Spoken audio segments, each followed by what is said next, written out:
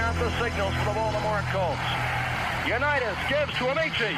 The Colts are the world champions. Amici scores. It's amazing, sensational, dramatic, heart-rending, exciting, thrilling finish in the history of college football.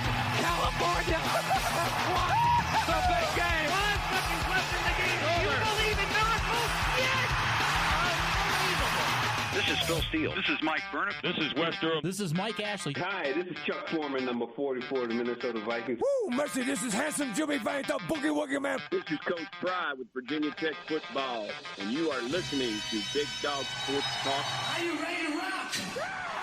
Are you ready to roll? Okay, let's do it. You're in the doghouse with Rick Watson on Big Dog Sports Talk, presented by Pulaski County Sports and Entertainment. Join us in the Family Fencing Studios and chime in on the McClellan Chiropractic chat line. He's keeping cool with help from Little River Heating and Air, but this show is straight fire. And now, the big dog, Rick Watson.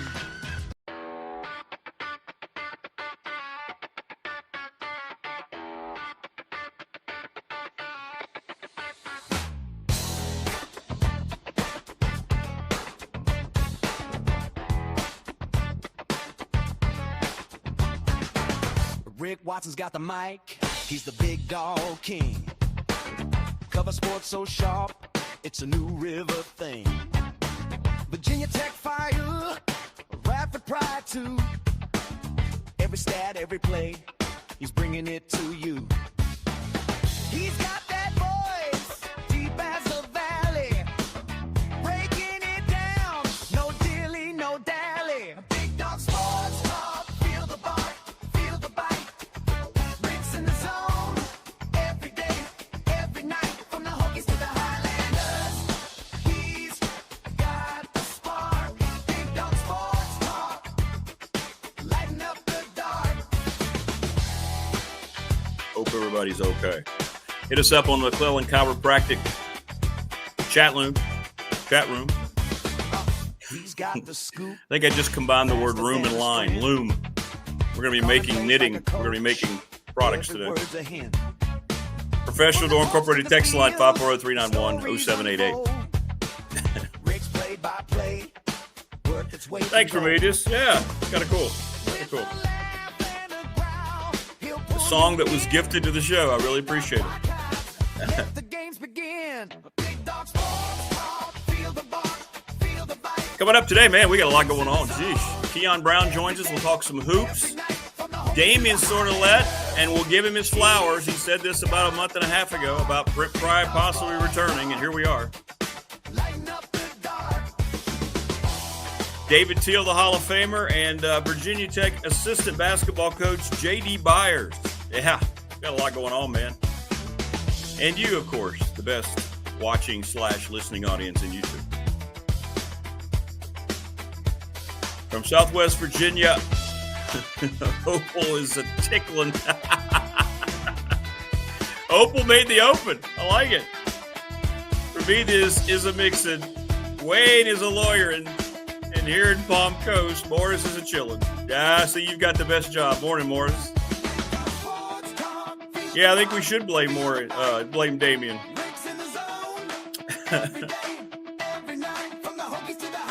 Tech also named their offensive coordinator. I want to get into that with you. Seems like we've been to this party before. A tight ends coach who's never called plays. Matter of fact,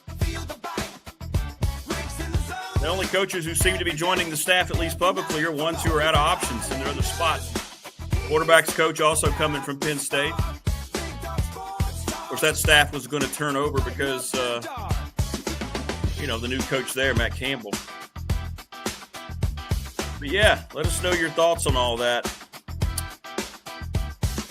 I'll be honestly, not criticizing it. A little, hey, what's up, Crunch? Little surprised at the choice of offensive coordinator. A little surprised that it's someone who's inexperienced. But at this stage of the game, maybe that's the person that Franklin, honed in on, and maybe not. I'm going to ask Prometheus today about that. going to ask Damien, because it's still strange, because I know finally on Tech Sideline they acknowledged it. Finally, it's been strange to me that at least the two local written journalistic sources that cover Virginia Tech have not written anything about Brent Pry. Hey, Opal, you made the open. Scroll back. Good morning. Reed Morris is open. You made it. Underwhelmed. Yeah. On paper, you have to be. You have to be. But so finally, Hokie Sports, I think before the podcast yesterday, said many sources are reporting. So apparently no one's told them, and clearly no one's told Damien because he hasn't reported it. I'm assuming it's real because it was nationally reported, but not locally reported, which is odd.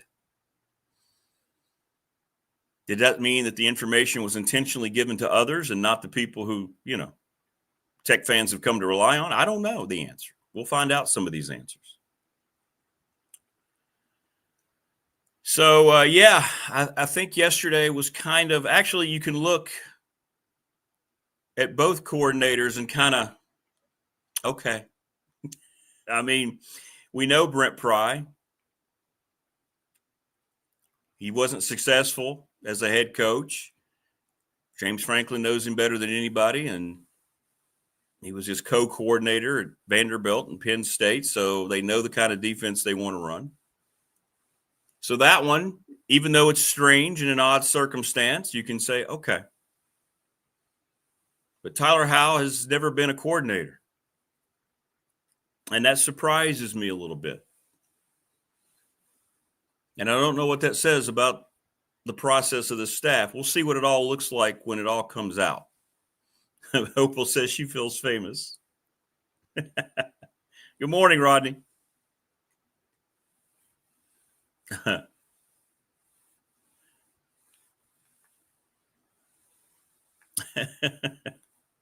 Good stuff. Good stuff. So we'll see. We'll see how it works out. But Howe comes over. Danny O'Brien is the new quarterbacks coach, guy who played at Maryland. He was Franklin's quarterback coach at Penn State. So he's getting guys that, he's hired before. I always look at the comments of some of these things. You can take them for what it is. People aren't really high on the O'Brien hire. He's Penn State's quarterbacks. It is what it is. I think the best you could say is mixed reviews, even from the people that are just, full on board with everything. So we'll see. We'll see. Give guys a chance and let them develop. That's the other side of this. But at Virginia Tech, are you the fan base that needs guys to develop? I mean, you've suffered long enough, right? You've suffered long enough. Too good of fans to have to go through another slow build. And I don't think it's going to be a slower build given where the ACC is. It can happen. We'll see what the talent level looks like out of the portal. That's going to be the next key. And we'll continue to get staff reveals. I'm hearing just about the entire current staff is going to be gone. I know he struck out on his offensive line coach yesterday. So you may see retention there. We'll talk about that with Damien. So we'll see. We'll see how that goes. So we'll see. We'll see what happens there. James Madison hired their offensive coordinator, by the way. He's a Nick Saban disciple, Robert Bala.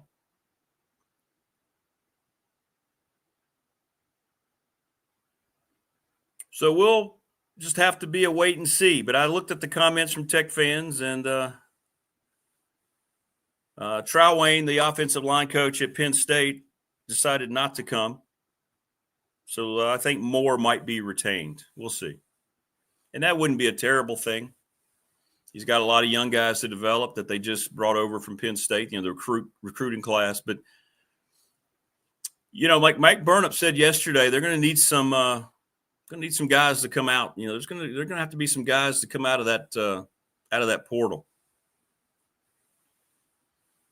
across the front.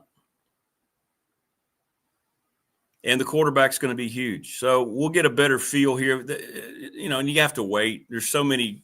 The market's going to be interesting, the kind of money that's been spent, and how much money do you have designated. That becomes, you have to be leery of your budget. There were some accusations about Franklin and misusing his budget. The top 25 NIL college football earners was released. Arch Manning made $6.5 million. But I bring this up because Penn State had 2 of the top 25. James Franklin paid $5 million to 2 players last year. Well, you see this graphic, it really depresses you. Every one of the top 25 NIL college football leaders made at least $1.7 million. Whew.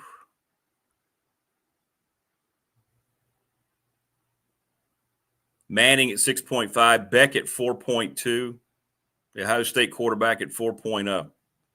Sellers made $3.7 million. And then Penn State has 2 guys in here in the top 25. Auburn also has 2. Trying to see if that's the only 2 schools that have 2 players making over $5 million or more. I'm trying to see here. Yeah. But anyway, so the budget's going to be interesting to see who he's able to get. It's going to be the next step, along with once we get the staff finalized, and we'll get your take on it. But, you want to give somebody a chance to come in here and prove themselves, but I find it hard to believe that you're overly excited about who was named offensive coordinator yesterday.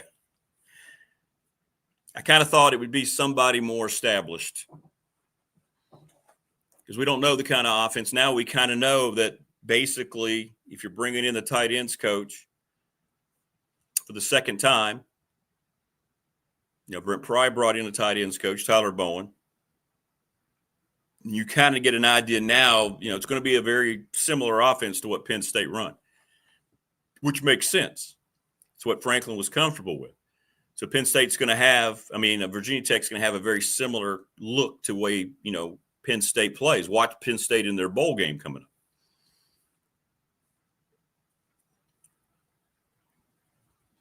TLB says retirement is a wonderful profession. The earlier, the better. It's like being a child again with years of wisdom gained from life experience.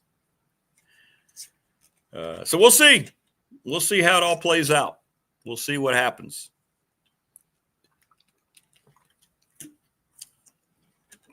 And people ask me a lot on the professional door text line. I haven't seen any rumblings yet.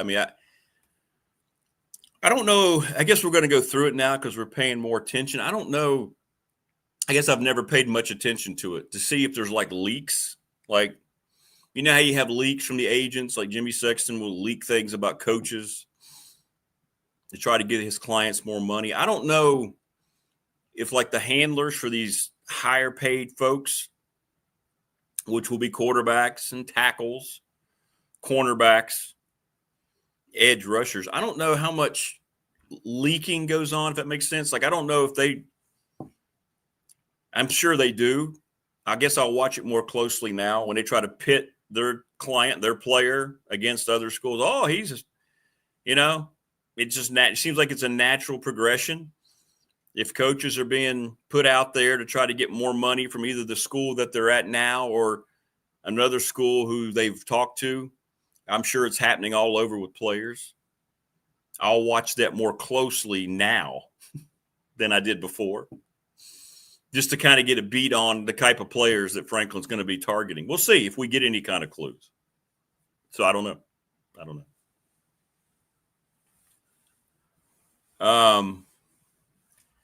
Yeah, Troy Aikman said he's not giving any more money because he gave money to Dante Moore, the quarterback who transferred. That's who he gave money to. But it's interesting that he came out the day of the Chesney official press conference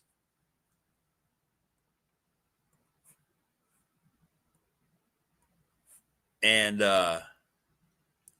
said that. Could have picked a different day. So we'll see. Everybody's trusting the plan, baby. It's all about James Franklin. And I understand why, especially what you're coming out of. I get it. But we'll talk to Damien about that and get his thoughts on it. I guess the guy's a pretty good recruiter. His head coach is a pretty good recruiter. But recruiting now, especially going forward in the portal, is going to come down to one thing, and that's going to be money. All over the country. If anybody thinks it's anything different, you're just wrong. I mean, what we're going to see now when the portal opens and all these guys who are entering the portal, they're either making silent deals or they're being told this is how much you might get. Everybody who comes now is usually – we'll say there might be a couple of exceptions to the rule, but guys are going to go for the maximum dollar. This is the market. And this stuff has gotten so out of hand that it's getting ready to implode, and something's going to happen here sooner than later. When I saw this top 25 NIL earnings, it just blew my mind. I don't know how long we can keep on doing this and why we continue to think that this is going to just be the MO going forward. It's not. This is ridiculous money. Did you see where Utah is now turning its whole athletic program over? I believe it's an oil company, a tech oil company or something. They're going to have investment pieces. It's going to be just like a professional team, a minor league type of model. And this is where it's all going. This thing's getting ready to completely blow up, and I don't really know any longer what it's going to look like. Yeah, the Ricky Ronnie stuff, I never thought that was going to happen. And it may have been a situation where maybe he was counting on Ronnie and Ronnie turned him down. I know if I were building a program, as hard as he's worked to get ODU up, it'd be hard to walk away. I never bought the Ricky Ronnie stuff. I think I'd mentioned that here several times. Again, it's personal, what your personal choice is going to be, but you're a head coach, man. You're a head coach. And he's going to get a bump in money. At the end of the day, he may realize, hey, maybe the money's not going to be that different. And he doesn't want to go back down to be a coordinator. Right? So I never was buying into that. I know people were trying to will that to happen because especially after Pry, but I never really thought that was going to be the case. I think Ronnie's a good coach, and I believe he can parlay Old Dominion into maybe an elite power or elite G5 job, right? He could go up from ODU to – you don't even have to think Power 4, right? He could climb like Bob Chesney climbed, and he could go from ODU at some point. Maybe he will. Who knows? I mean, I'm talking like a USF or Memphis type of school. I don't know. He may be extremely happy at Old Dominion. I don't know. So, what do you mean no one on the Penn State team was in the top 25? I'm looking at the graphic right now. There's 2 Penn State guys on here. One of them is ranked number 8. I don't know them by their faces. And the other one is ranked number 20. Is that right? Yeah. There's one of them. See the Penn State logo? See right there? $3.2 million. I guess that's the quarterback. Guessing that's the quarterback. And then I don't know is that a running back, defensive player? There's the other one. See there it is. So, yes, Penn State had 2 in the top 25. I mean, I'm looking at the damn graphic. So, yeah. And that's $5 million on 2 players. We know there's going to be more money at Tech, but I don't know if you can afford to spend $5 million on 2 players. We'll have to wait and see. But, again, we don't know the breakdown of anything. We never know the breakdown on anything because nobody has to report what they spend. Nobody has to report anything. And this stuff is completely out of control. We know the big boys are going to have more money. I can only imagine what Utah is going to end up with if they're turning their athletics program. And that got voted on unanimously by the board. Unanimously. How about that? Yeah, the graphics from On3. This graphics from On3. There you go.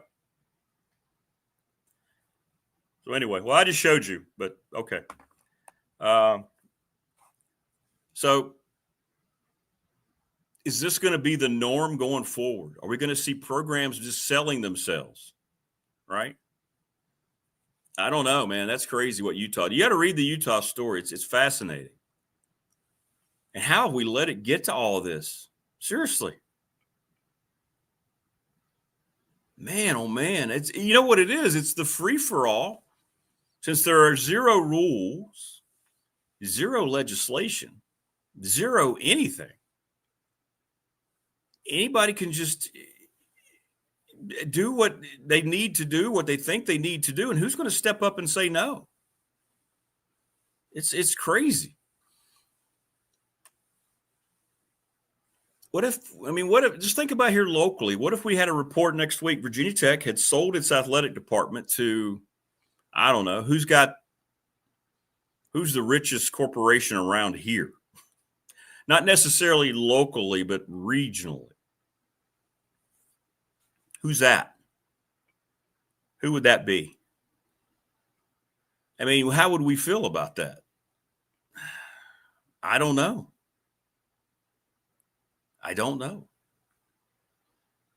Carilion, yeah.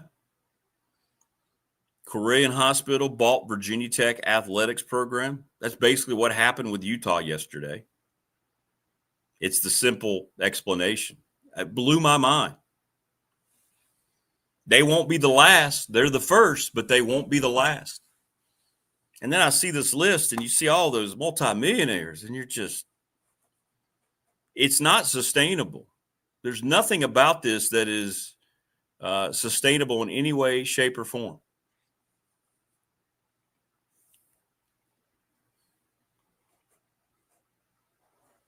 And the players are just jumping into this thing with no rules, and they are entitled now, and they are gimme. And when we just saw the coaching's turnover, all the coaches that lost jobs, right, this free-for-all, how hard is it for these coaches they have to play along, don't they? I mean, they have to fall in line. Or they lose their jobs. Man. Yeah. Arch Manning making, what was it, $6.2 million? More than the rookie contracts. That's why more of these guys are trying to stay in college. They know that their bigger payday may be in college. Yeah. Just bizarre. So I don't know. It's very disturbing. And people just continue to let it happen. And I think because everybody knows they might be in that position one way or the other going forward.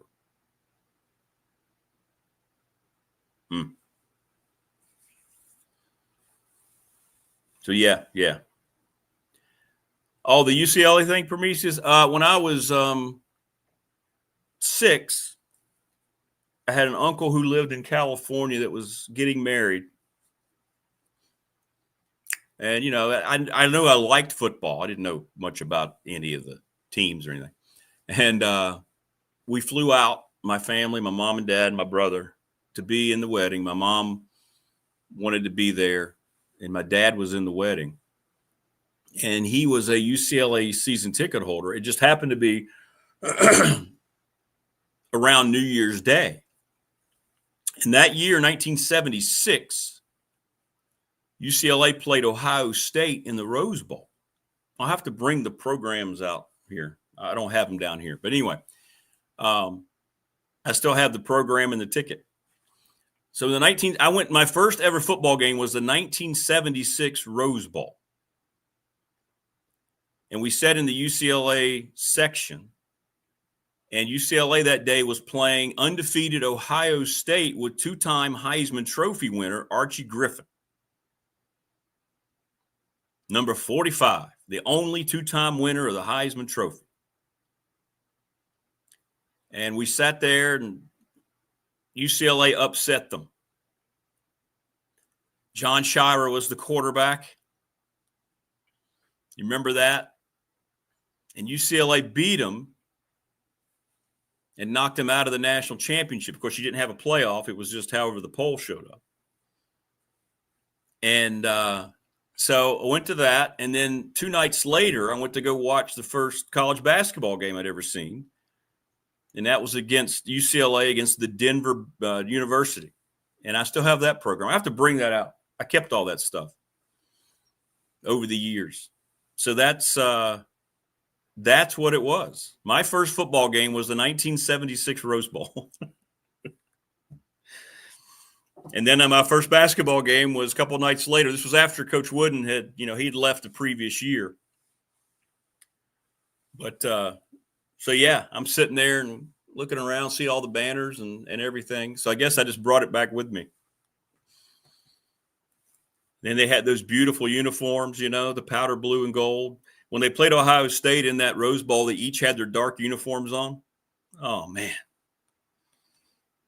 So, yeah, I had a pretty grand discovery of college football sitting in the granddaddy of them all. And I had no clue. I'm just tagging along. Hey, we're going to this game. Okay. Yay, football. Woo. No idea. There you go. That is the long and short of it. And then you get back and, all your friends and family members are Tech fans. And so you're like, okay, cool. Yeah, Tech's cool. I like Tech. Went to a lot of Tech games. Yeah. Wow. Wayne says UCLA was the first team with the black alternates. No, they didn't. They didn't have black alternates, Wayne. It's not true. It's just not true. That's true. Paul, you're right. That's a UCLA game, right? In Back to the Future 2 that they're listening to on the radio. And I believe that was the actual broadcast. That's true. That's true. Wow, no wonder you're in sports broadcasting. Well, David says just wait until the players start putting companies on their shield under their face masks like Ricky Bobby and Fig Newtons. That's pretty funny. That's pretty funny.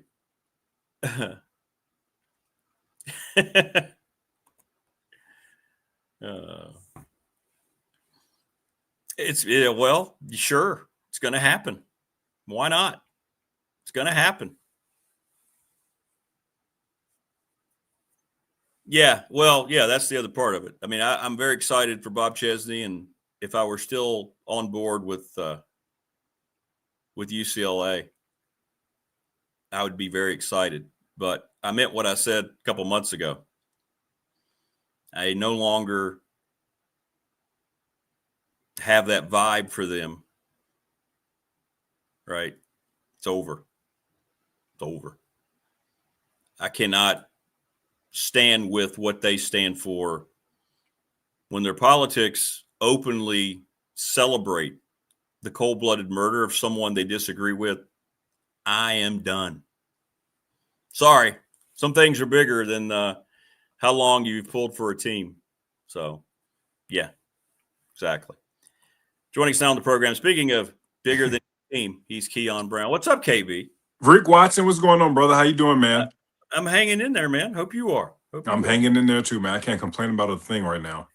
Well, yeah, because you're about to get out of some schooling for a while. Yeah. Come on now, one more week, but who's counting? You guys got some snow though. Yeah, we did, but today is going to be a big melt. It's supposed to get to like 50 degrees out here. So are the kids out of school today, or they got a delay? What's the deal up there? I don't know. I didn't check. Okay. See, all mine are gone, so I don't. Yeah. You don't got to worry about that no more. I just know they've been closed the last 2. But like at Radford, we were closed. Like it just kind of got going on Monday, right? We had this big forecast, so they closed Radford down. And then yesterday, when it was very slick early, they opened regular time.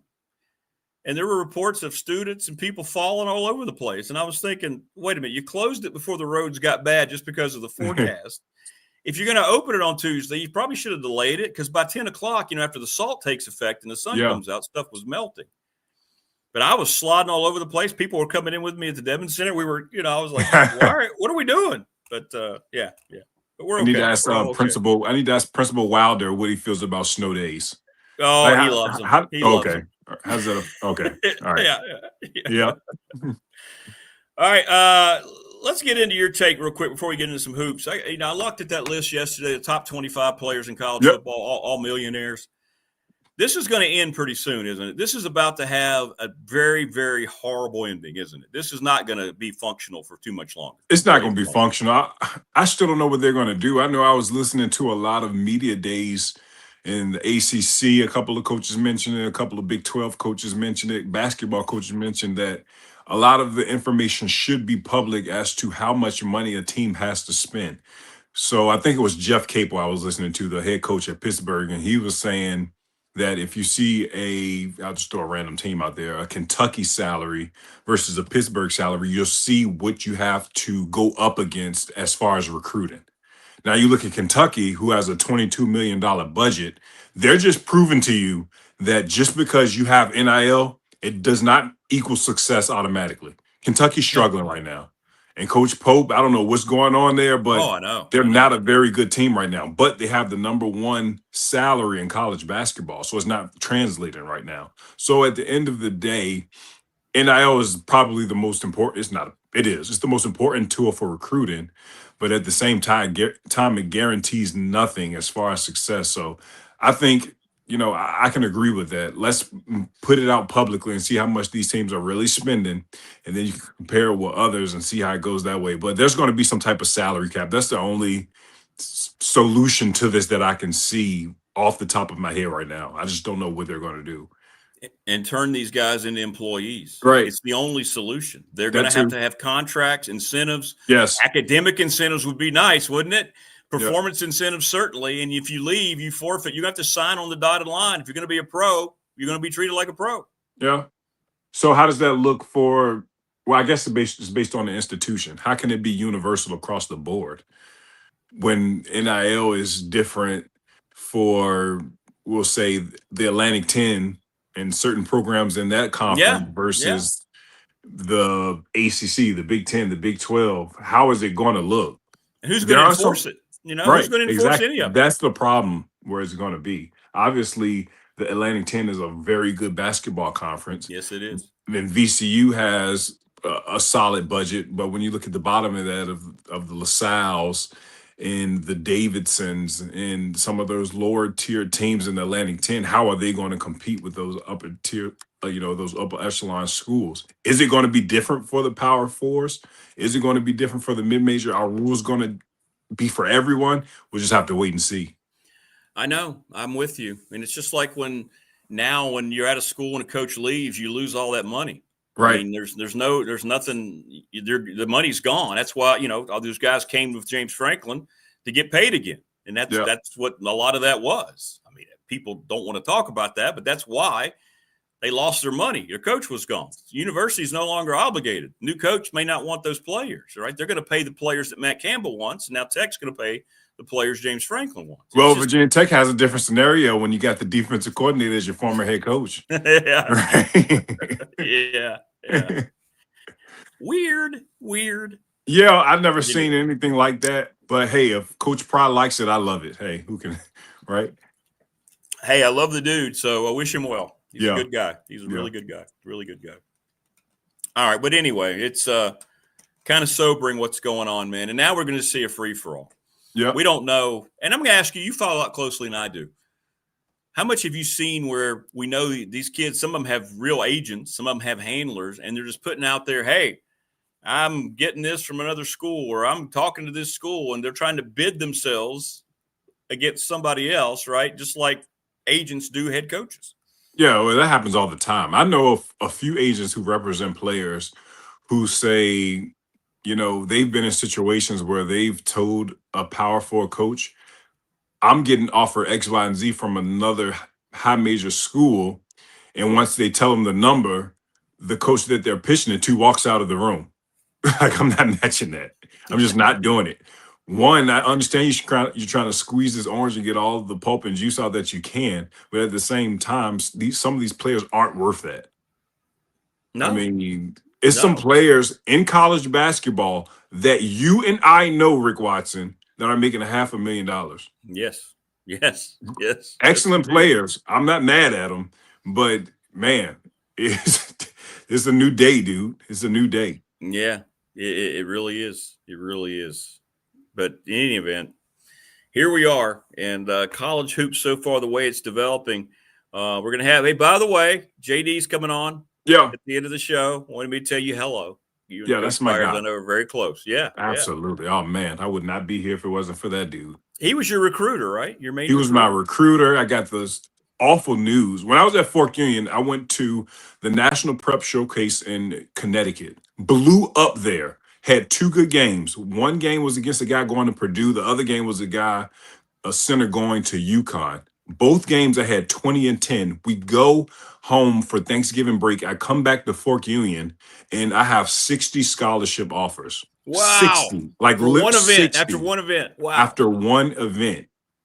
And then what happened was, you know, something happened with the NCAA and my eligibility, and they were thinking I wasn't going to get eligible. And then out of the 60 schools, 8 of them kept their scholarship because they wanted to fight for me. And one of them was Virginia Tech men's basketball coach Mike Young at Wofford, but he was a Fork Union guy as well. So I'm, you know, I owe a lot to him as well for not giving up on me. But Coach Byers was like, dude, I'm going to get you eligible, and you're going to come to Radford with me. He got me eligible. I got that phone call. I think it was on July 5th, said, we got you cleared. It was Coach Jones, Coach Byers, Coach Hawkins, all of that staff on the phone, and said, we're going to call him and surprise him. I got it, dude. Tears started flowing down my eyes. I couldn't believe it. They were like, you'll be on campus in 3 weeks. We can't wait to have you. You won't be able to come to summer school because it's almost over now, but we'll have you on campus. And Coach Byers, when we hung up, called me after, and we were just crying on the phone together for so long, dude. I remember I had got, you know, I think I told the story. We'll save it for another day. I got one of the basketball players at Radford pregnant. The first person I called wasn't even my mom. It was Coach Byers. That's how it is. He was the first person I called. Yeah, no, I get that, man. Yeah. That's cool. That's cool. That's a good story, man. That's cool. I couldn't remember I remember it was something with the clearinghouse. Remember you told me that before. Yeah. Yeah, it was something with the clearing. It was almost a colleague Jones situation where they wanted me to prop. But we fought. We fought though. Well, heck, they don't even talk about any of that stuff now. You'd have kept your 60 offers now. Yeah, exactly. It'd have been like, hey, what do you want to sign for, man? What do you need? Exactly. Nothing would happen. It's crazy. It's crazy. Well, obviously, you know, he and I are going to talk about the Hokies a lot in the ACC. How do you league going pretty much like you thought so far in the non-con overall? Kind of. ACC is much improved. NC State is a little underwhelming, as I thought they'd be just powerhouses. But the 2 teams that I thought would be at the top are at the top. Duke and Louisville. Duke looks better than Louisville right now, though. Louisville lost that game to Arkansas a week ago. Duke has just been running through squads, and that win on Saturday at Michigan State was huge. I'm a believer in Duke now. I didn't know what to think, but, you know, WOWZA, that man is unbelievable. Second in scoring, 22 and 10. He is a man. He is a combination of his dad and Paolo Banchero. It's like both of those guys together. That's pretty good. That's what I see when I see him. Like the physicality on the inside of his dad, but the modern game of Banchero, same size, same build, a bit more physical than Banchero was when he was at Duke on the inside. But man, I'm impressed with Duke and what I'm seeing. Not impressed with the Big East. The Big East is definitely underwhelming right now. You got UConn, who had a great win yesterday against Florida. You got St. John's, who's hit or miss. They aren't as good as I thought that they'd be, but everyone else is like, come on, man. Georgetown seems a bit improved, so I'm happy about that. But you look at the rest of that league, and it is bad in the Big East. Then you look at the Big Ten, and you look at Michigan, Dusty May, Elliott Cadeau. They look like they might be the best team in college basketball. And then you can never give up on Purdue as well. When you got Braden Smith, Fletcher Lawyer, Trey Kaufman, Wren, those guys will be there at the end as well. So it's a lot of good teams in college basketball, but the ones I just mentioned are probably the ones that are the best in the sport right now. Let me ask you about Georgetown. You bring up Georgetown. I was talking about, it was funny. I was just yesterday talking about Georgetown and how that program, after John Thompson left, his son took over. They have never been able to bounce back to what they were. It just shows you what a great job John Thompson Sr. did, who I got to interview once. And you talk about just one of the best conversations with anyone I've ever had, and not about basketball, just about the life journey, that guy. Right. But what happened to Georgetown basketball? Well, Radford basketball kind of happened to him because my senior year when we beat them. That was the last year for John Thompson III. Yep. And then, you have this musical chair of coaches, and now you have a guy who's been there, done that in college basketball, and Ed Cooley, and this is his third year there. And I think he has the chance to put Georgetown back to where they once were. He was a Providence guy. It was a lot of commotion once he decided to leave his hometown of Providence to take the job at Georgetown. And now this is the best squad that he's had in his 3 years. And with the Big East being as bad as it's been, I think he's going to take advantage of it. Now, they did win the Big East tournament. I think it was 2021, but that doesn't count when Patrick Ewing, because they got advances because of COVID. But other than that, there just hasn't been any success for that program. But I think Ed Cooley is going to do what he has to do and what he needs to do for that program to be successful. I think he's on the right foot right now this season, and I think he'll continue to build off of that. But if anybody can do it, it's Ed Cooley. He took that job for a reason. I think he's the man to turn it around. Good coach. He's a really good coach. There's no doubt. So we're looking at how many teams? You think 7 teams at least out of the ACC go to the tournament? Probably about 7. NCAA. Texan NCAA. They're an NCAA team, especially with Toby Lawal. Yes. Like, they're a different team without him, though. They need him. You saw what happened in the Bahamas. His absence changed everything. I mean, when you talk about probably the most athletic player in college basketball, a rim protector, a rebounder, a finisher, his game continues to evolve. They need him. So as long as he's healthy, they're without a doubt an NCAA tournament team, but they're a whole new team without him. I think NC State still could sneak into the tournament. Duke, Louisville's a lock. UVA seems like a lock to me, and what Coach Bennett is doing there, goodness. This is the first time they've been ranked in 2 years. So that didn't take long for him at all. He recruits shooter. He's got like 8 guys that shot 40% from 3. Like, it's ridiculous. So when you play UVA, it's crazy. Jeez, Ryan Odom. He comes right in and doesn't miss a beat down there. It doesn't miss a beat. Right. And Disney couldn't write a better story about him in UVA, right? You grew up there. Especially with your now. Dad. You go to UMBC. You're the first 16 seed to beat a 1 seed, which was UVA. Go to VCU and Utah State for a little bit. Come up to UVA where you upset those guys. And now they'll never forget that moment, but they kind of will accept it because you're the coach of the program now. So UVA is the lock-in. Syracuse looks good this season. I mean, there's some good squads in the ACC, some good basketball. Well, the thing with Tech, too, and you know this, like, they're playing now, trying to fight through losing one of their best players. That's only going to make them better. Think about when they get the full speed again come conference time. Yeah, they'll be full speed for sure. I mean, and he'll have to he'll have to work his way back into rotation, back into rhythm, get back into a flow offensively. But, man, if they could stay healthy once he returns, they're going to be the team that nobody wants to play. They're going to be an old Tim Kraft, Gardner-Webb type team. Yeah. Where it's like you see those guys on your side of the bracket and tournament, you're like, God damn it, what do we got to do with what are we going to do now? Yeah. And finally, in our league, the Big South, it's a lot better than people thought. Gardner-Webb being a separate story. I hate what's happening with Coach Luther's squad, but I'm telling you, USC Upstate looks generally good to me. They have 2 big mid-major wins this past week. Charleston Southern saw Nimley. I mean, this league's a lot deeper than I think a lot of people understand. Yeah, but right now, two teams stand out at the top, and it's Winthrop and High Point. High Point is I'm not going to call them overrated, but it's a lot of hype around those guys, and I think it's just too much hype based on not knowing what you know because you haven't seen them play. Before the season started, there were people saying that they could go undefeated through with their schedule. Yeah. Never thought that, but when you lose a Kamani Hamilton or Kessa Jiffa or Jocelyn Bodo, and then you got new guys coming in, how can you automatically say they're going to be the best team in mid-major basketball? It just makes no sense to me. And they were crowning them too early. Now they got 2 early losses, and the steam is starting to leave from those guys. But they're still, in my opinion, the best team that I've seen in the league, along with Winthrop. You know, our guys finally got a win against a St. Francis team who's, let's face it, they're pretty much D3. They're going to transition next year into that D3. Yeah. So I love for our guys to come out and play hard, because at the end of the day, man, that conference play is brutal. And, you know, it gets harder once you get to conference play. You got to have that effort out there if you're our guys. And come on, Radford. I said it last week. Get it together, dude. Get it together. Yeah, 2-11 Coppin State on Sunday. Okay. Yeah, Coppin State's probably been one of the worst Division I programs in the last 5 years. You know, you go from Juan Dixon, you know, he leaves, and now they got new coaching. It seems like he's picked up, and the culture hasn't changed too much there. So I'm expecting to win from Radford versus Coppin State. I don't think that's too much to ask for. Their coach is like 10-55. I saw his record yesterday. So. Yeah. Hey, before we let you go, a question on the chat in the text line here, Professional Door text line. Is Kion a big shoe guy? Is Kion a big shoe guy? Come on. Oh, man, who asked that? This is just a texter. Texter. Okay.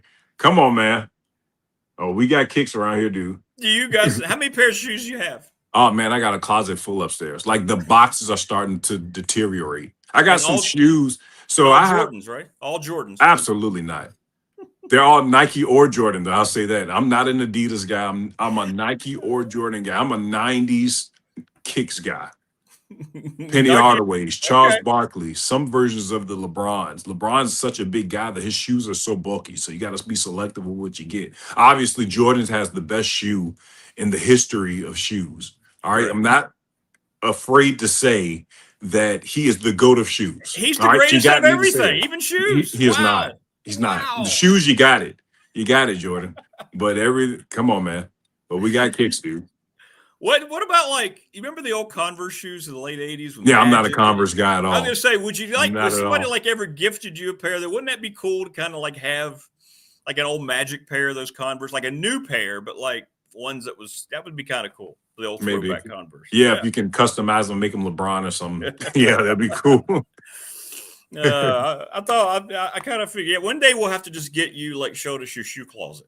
Yeah, it's bad up there, man. It's just the boxes are just it's bad. It looks good, but my foot hasn't grown since I was in middle school. So I still have shoes upstairs from when I was in middle school, and they still look brand new.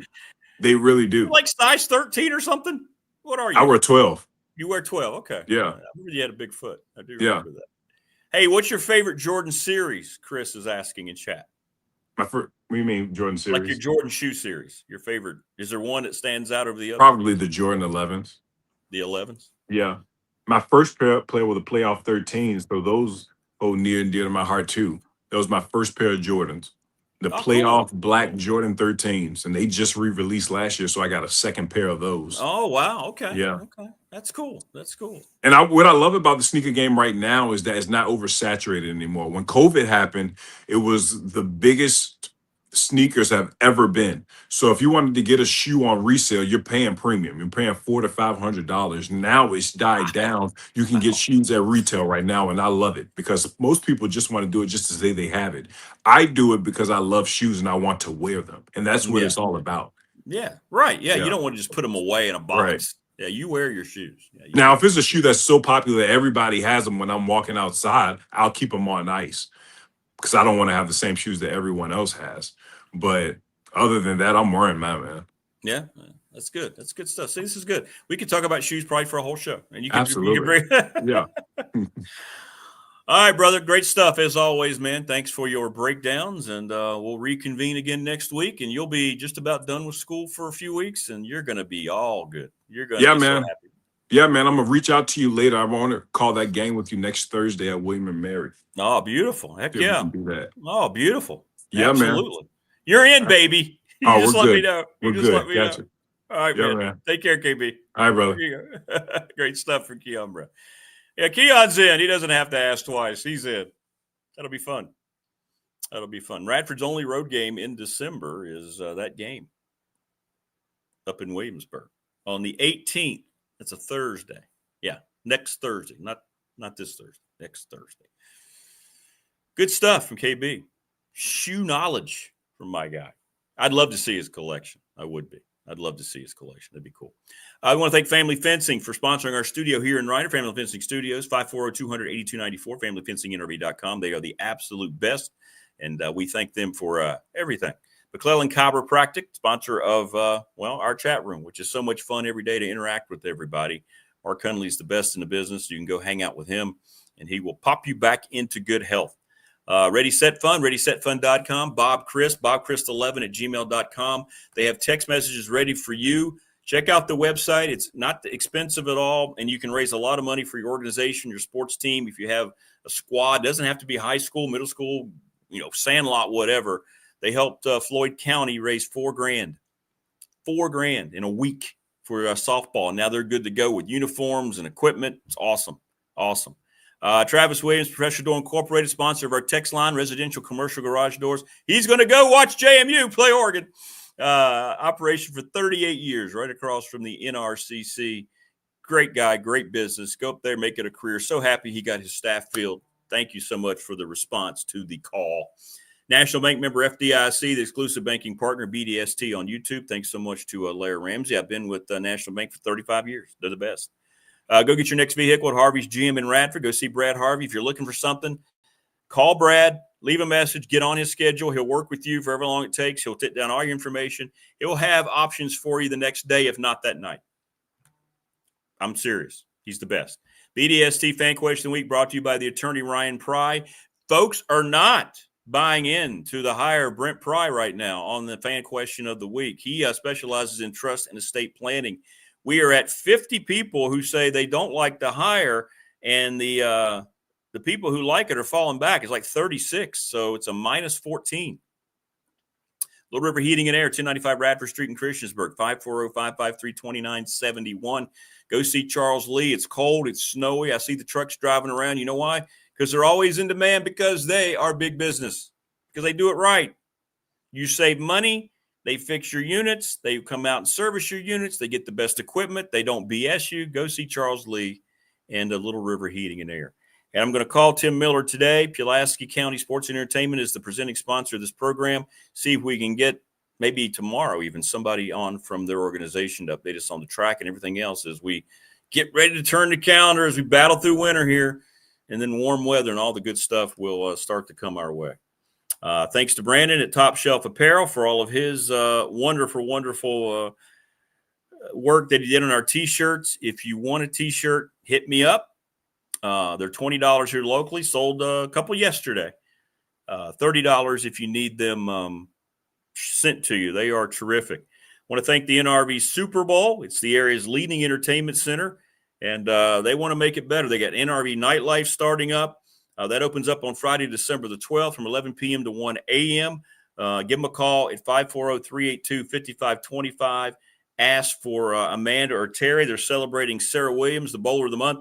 She used 288 and 271 rounds. Are you kidding me? Add up all my bowling scores together. It's not that. It's not that. And I want to thank everybody at the Montgomery County Chamber of Commerce. Thanks to all of them. Damien Sordelett joins us, the Virginia Tech football beat writer, here momentarily. Knicks fan, what's up, Knicks fan? How you doing? I own no Nike shoes, definitely not. Adidas all day. Okay. Hey, it's about your personal choice. There aren't any wrong answers. It's whatever you like, right? Shack Jam shoes. Yeah, William & Mary is a beautiful campus. Yeah, it is. It is. Hey, Opal, yeah, it was a great segment. Kion is awesome. Kion is awesome. Awesome. Yeah, Tebow, I know.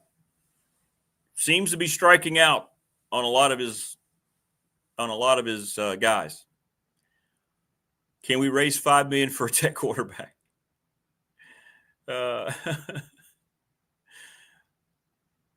Paul just asked the question of the week. What question did Paul ask? What about the Shaq Jam shoes? Richie, hit me up. Rochelle, hit me up. Hit me up on the text line, 391-0788. We'll get you a shirt. Joining us now on the program, there he is. He is Damien Sordelett, the Virginia Tech football beat writer for the Roanoke Times here on a Wednesday. I know he's got a lot of things he's monitoring around the Tech football program. And what's up, DS? Good to see you, brother. Morning. Has it been a week? It feels like it's been a lot longer than that since we last talked. Yeah, it kind of feels like it, doesn't it? That's a good point. Well, first of all, congratulations to you. I know you didn't want me to bring it up, but you did say about, 4 to 6 weeks ago that, hey, what happens if it is James Franklin? When I made the prediction that it would be, you said, what happens if he brings Brent Pry back as his defensive coordinator? We were like, come on, you're just crazy. That's just crazy talk. Well, apparently here we are, although I know you guys haven't gotten official word. I know you'll write about it when you do. Is that kind of odd that we got all these national people reporting that, but yet Tech hasn't really said anything yet? Well, Andy and I finally got word yesterday. Okay, finally. After good. Ty Howell was hired, I'm like, come on, give me something. And I finally got word from enough people. And then when you factor in the comments from Drew Aller and Pierce Peterson and those guys, I'm like, all right, well, it's happened. So, yeah, I think with the Pry one, it's waiting for the contract details because you have the buyout. Yeah, the buyout's got to be, yeah. And, I mean, it was more than $6 million. So if you could say, why don't we string this along over 6 years? Yeah. That he essentially won't be paid. He won't be paid for being the coordinator, basically, but he'll work through the buyout. Yeah. I mean, being a coordinator making maybe $1 million a year is not a bad deal. Yeah. So what's your thoughts about it? It's weird. It's weird. Let's just say it the way it is. It's strange. I know they have a relationship, but when you're going back, and it's not even going to work for Franklin. I'm not even talking about that. But when you're going back to the place that just fired you as a head coach, and you got all this animosity from Tech fan. I mean, we saw it here.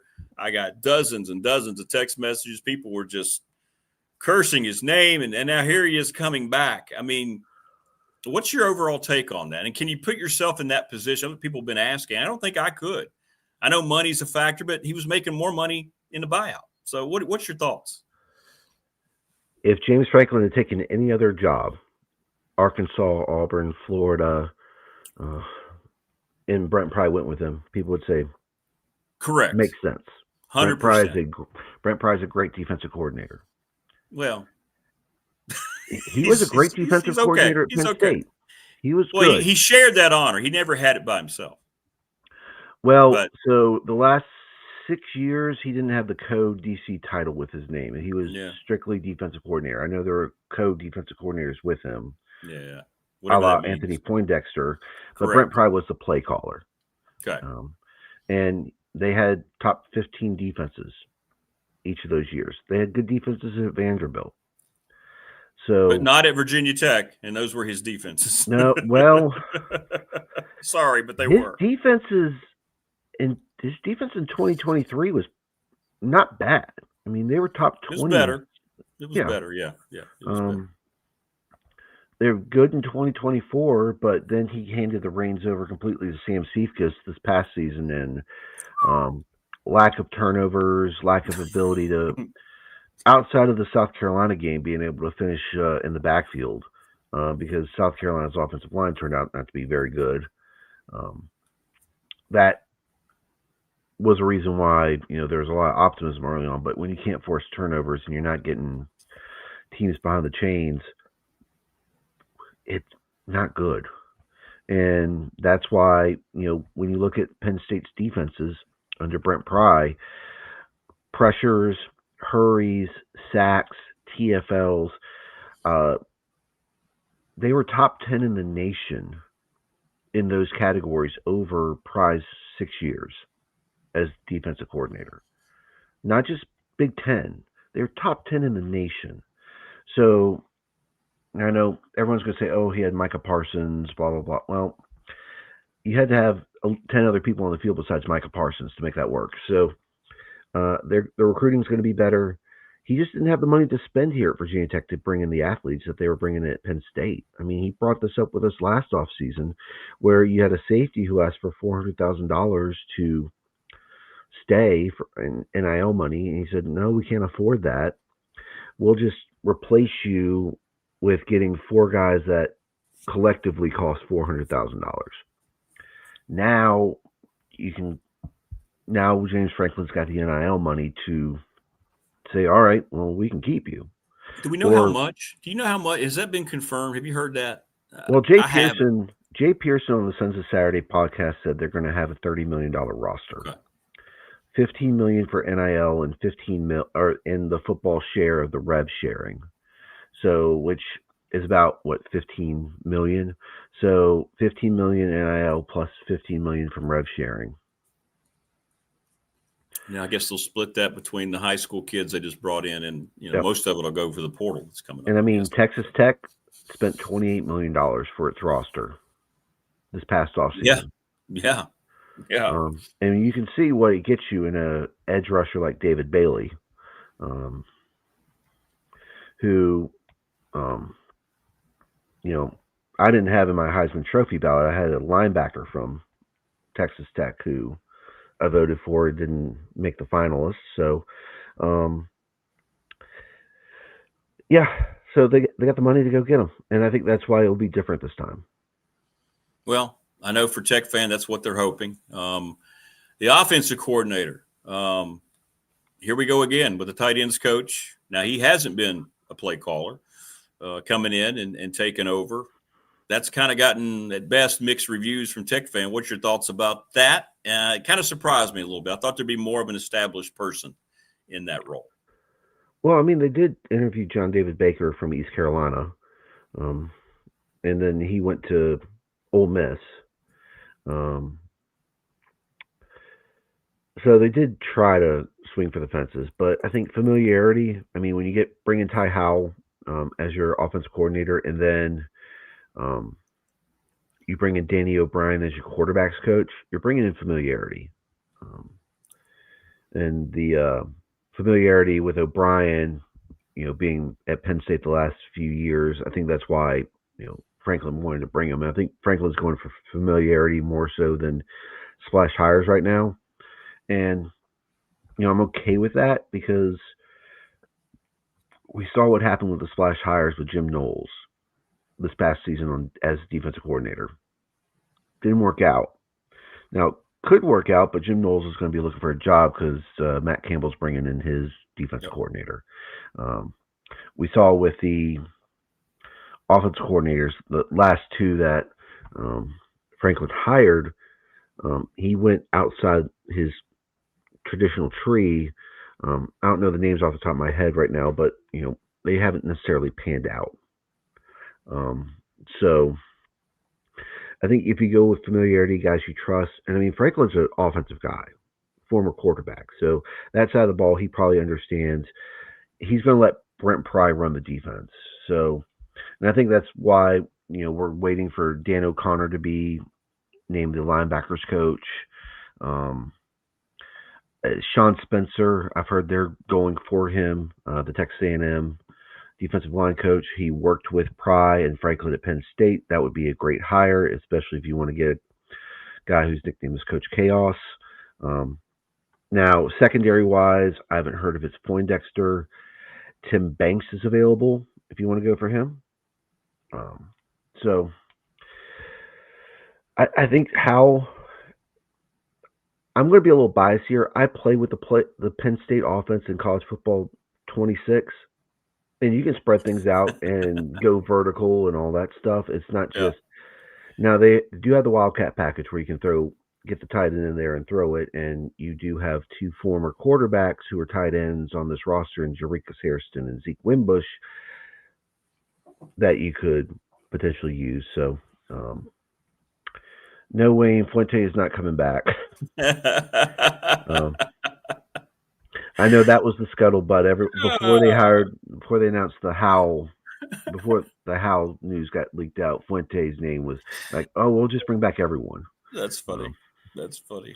By the way, Burnett mentioned just yesterday that they've closed down Merriman. Are they shutting off all information? He didn't say it, but you could tell he wasn't happy about it. So what have they done? Have they just completely shut everybody out and everything's just locked up now? Well, they had been locking it up much tighter recently. Andy and I would have to tell you, we have to piggyback to get behind people to get in because it's almost impossible to get in there, especially on Wednesdays when we want to get there for the practice availability and afterwards. Like, there's nothing to let you in. You have to essentially piggyback your way in, or hopefully door to castle is unlocked and you can snake your way back through to the media room there. It's been locked up, and the one way to keep leaks and keep people from mingling around is to lock things up, and it's been locked up for a while, I can say. It's been tough to get in. So interesting. Yeah. Very interesting. Very interesting. Yeah. Well, hopefully that will change. I mean, you're the one who writes about the program. Andy's the one who writes about the program. I would think you guys would be the guys that can be trusted more than anybody, right? Yeah, but they don't know us yet.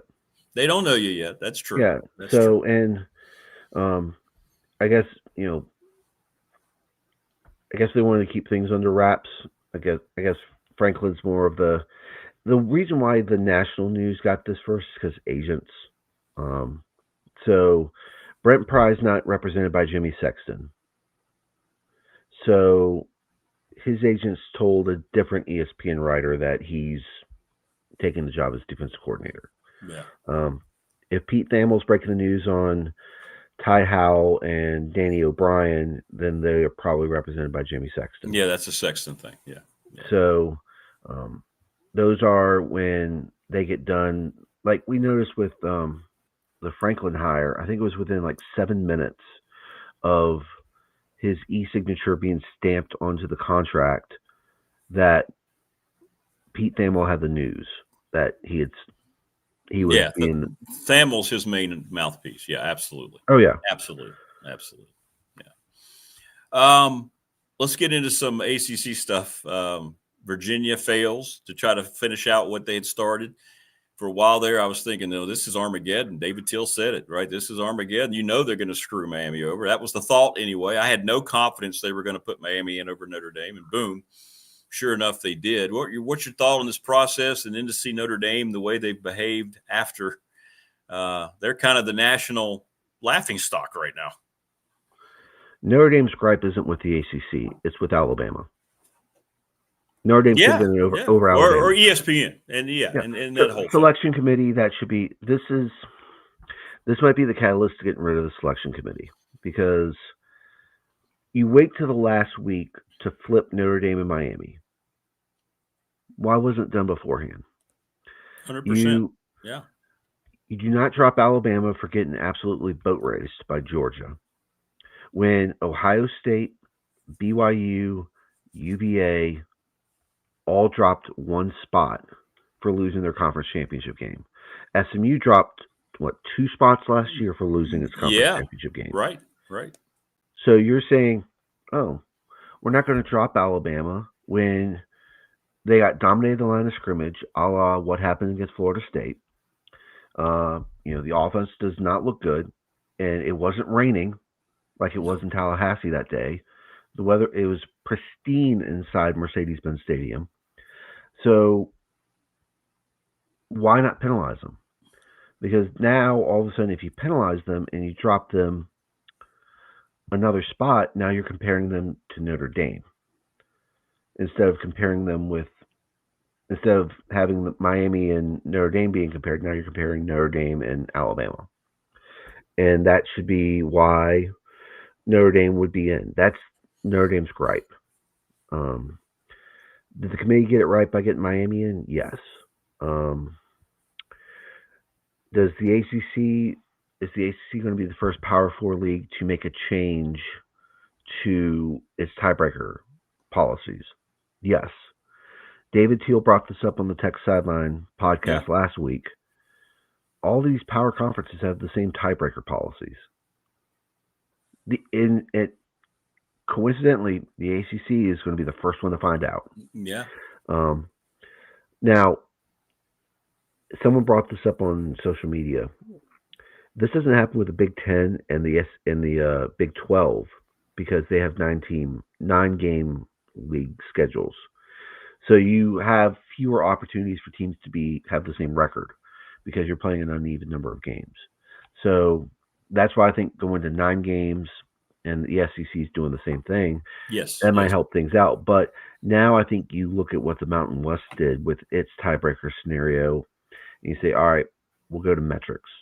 When head-to-head doesn't work, let's just go to metrics, determine this, make it easier for everyone to process versus, okay, what's your winning record? What's the winning percentage of the teams you played in league play? Because if Virginia happened to fall into a tie, I don't know if it would have worked out great for Virginia because Virginia didn't play a good schedule in league play. I mean, no, they missed all the big boys for the most part. Yeah. And then you look at Virginia Tech's ACC schedule, and Miami was very good. Georgia Tech was very good. NC State ended up getting 7-8 wins. Well, another thing for Alabama, somebody sent me the thing. I had not seen it, but of course they get more views, more watchers of their games than anyone in the country. So that was all about ESPN, knowing that they saw it was average of like 8.5 million viewers. They're by far and away the number one watch team over the past couple of years. So that played a lot into it. ESPN influenced this so badly with the SEC.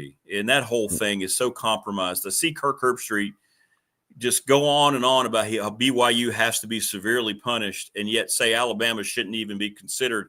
What they end up with 60 total yards, whatever it was, and how embarrassing. The hypocrisy of Herbstreit and that network. ESPN has helped ruin college football. There is no question about it. Yeah, when you're throwing around that much money,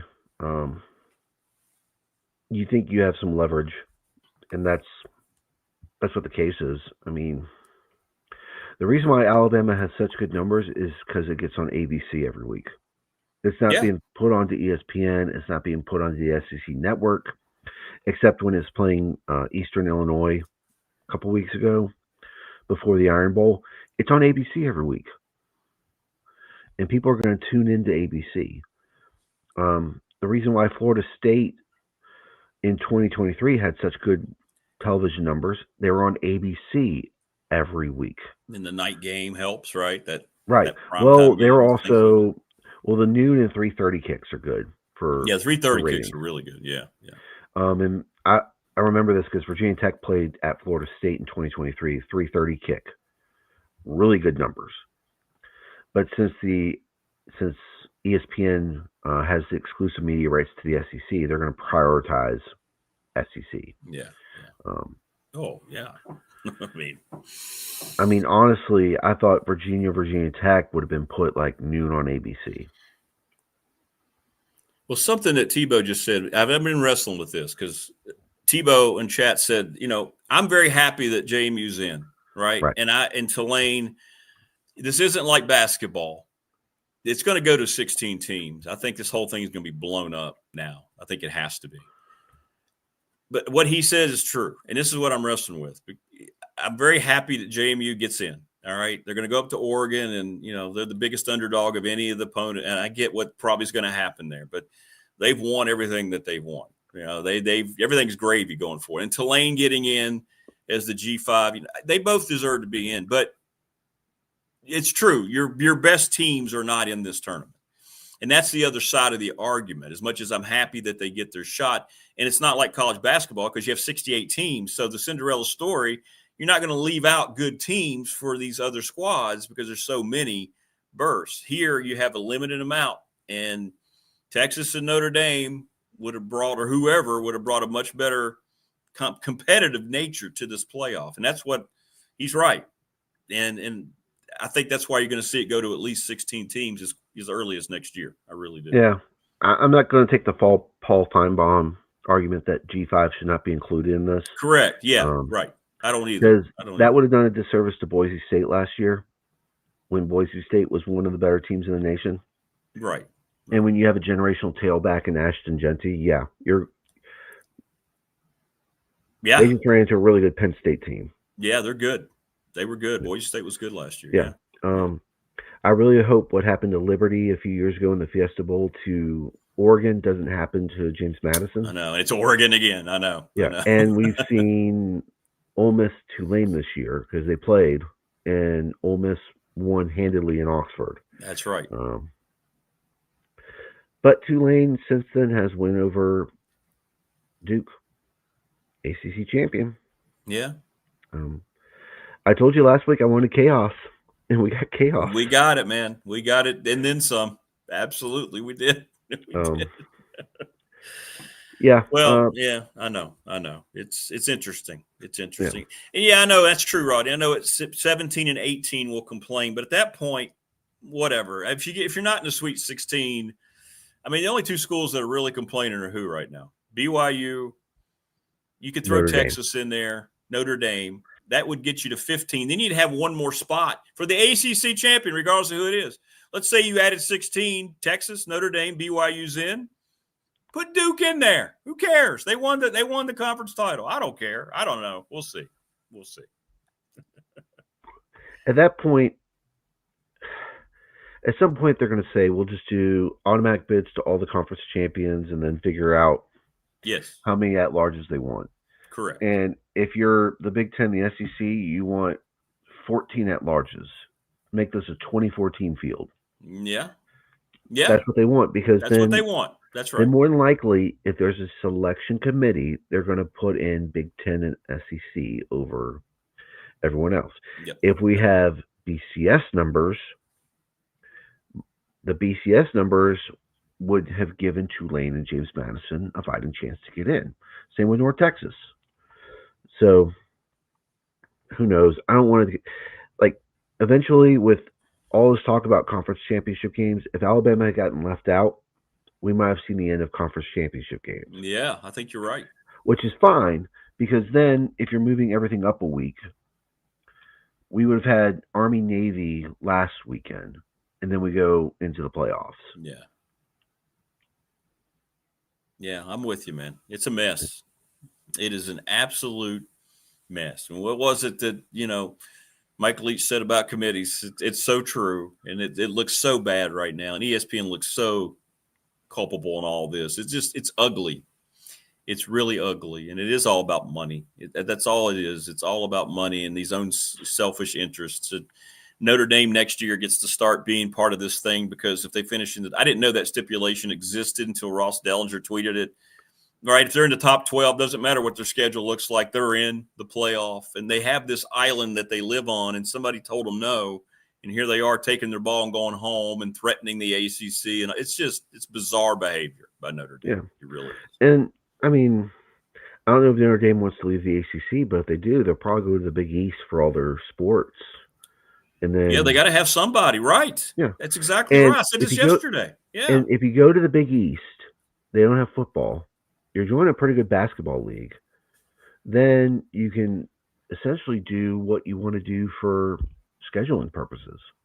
You can do a scheduling alliance with the SEC, you can keep it with the ACC, you can go with Big Ten, or you can do something where you say, we'll play this many ACC teams a year, so Clemson, Miami will play you, SEC will play Georgia, will play Alabama, Big Ten will play Ohio State, Michigan.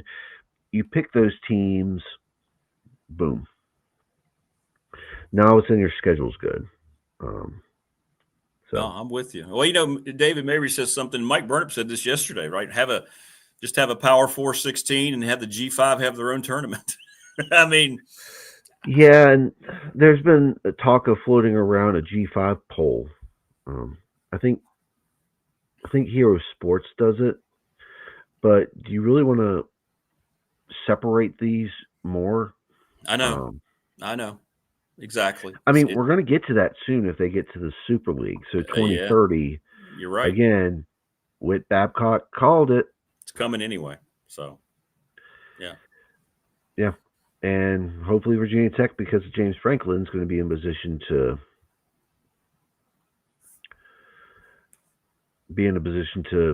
be one of those teams that gets plucked to these Super Leagues.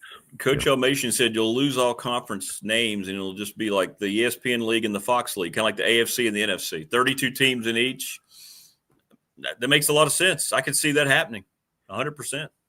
100%. Yeah. That very well could happen, and then the rest of it gets kind of parsed. And yeah, I'm with you, man. I'm with you. So what do you got planned? What do you got? Where do you work on? You waiting? I know you're waiting to write Vince coordinator story. What you got coming out? No, I just brought up a name about who was right about 2030 being an inflection point for college sports during his Board of Visitors presentation. Oh, yeah. Well, I think that was kind of known, though. It's not like that was his thought. Right, but he spelled it out. Yeah. He spelled it out in layman's terms for them. So it's not like he's talking all sports stuff, and then all of a sudden, and you see these Board of Visitors going like right over their heads. That's usually the way it goes with the Board of Visitors. He was speaking in money. And he was speaking in, here's the impact. And I think that's what got their attention. Yeah. Well, it's ugly. Fans are going to keep watching. That's why ultimately they don't care. ESPN has no self-awareness or no care because people are going to tune into all their networks to watch these games. And they're going to continue to rake in money. And they're just going to let all these complaints fall on deaf ears because they are in control of it. And it's just the way it is. Fox as well. So we'll see. Yeah. It's funny how Notre Dame got left out and they're on NBC. I don't think that's a coincidence either. Who are the main power brokers? The SEC and the Big Ten. Who owns the rights to the SEC and the Big Ten? ESPN, or Disney and Fox. There you go. Ding, ding, ding. Well, Fox doesn't have sole ownership of the Big Ten in terms of media rights. CBS and NBC. Yeah, but the big deal is the college football playoff is exclusive to ESPN, right? And they just happen to, be sublet a couple games to TNT. Yeah. So, but Fox has the biggest contract. They're the main rights holder. Oh, they get the noon game for a reason because that does numbers. Exactly, 100%. Well, good stuff, brother. I hope you get access soon, you and Andy. Yeah. It'll be interesting to see how this works out. But again, Franklin runs a tight ship, as someone mentioned in the chat. It'll take time for him to get to know us. Hopefully, with Pry being there, he can say, all right, these are good dudes. Just if they need info, let's give it to them. That's true. That's a good point. Yeah, Pry can be a mouthpiece. He always came on the old radio show too. But yeah, he was great. He was great. Yeah, good dude. Yeah. And, all right, bro. Yeah, go ahead, man. And he didn't have to move. Didn't have to move either. So that's true. Family gets to stay. he was able to fill in Franklin on the background of Virginia Tech, the ins and outs of the university, all that stuff. Now, when he gets a chance, he can tell him about how the media treats him. Yeah. So that should help. That should help. We hope so. Yeah. All right, man. Have a great rest of the week, and congrats again on your Pride prediction. Everybody's asking you for lottery numbers. I don't gamble, so I don't have any lottery numbers for you guys. If I ever played them, I have no clue. I know. Two of the three people I voted for Heisman weren't even finalists. So apparently I'm wrong on a few people. Well, Mendoza's got to win it now, right? I mean, come on. You just beat the Ohio State quarterback like a He's drum. got to. He wasn't my number one.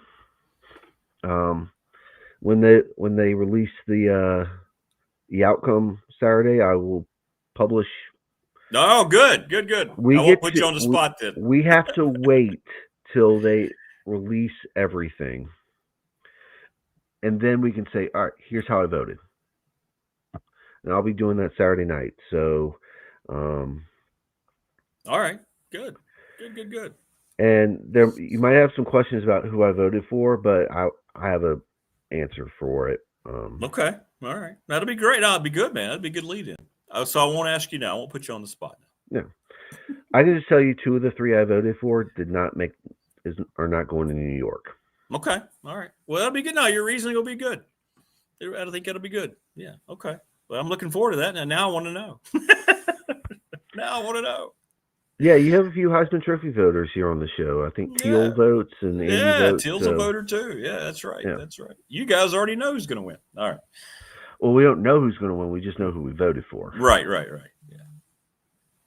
All right, brother. Have a great rest of the week, and we'll talk again next week. All right, man. Take care. Stay safe. All right, man. There you go. Good. Great stuff as always from Damien. Damien's great. Every time Rick slams it. Well, doesn't ESPN deserve it? Does anybody want to defend them? Are there any more masks being worn? Are there anybody who actually thinks they're good for college football? I mean, seriously.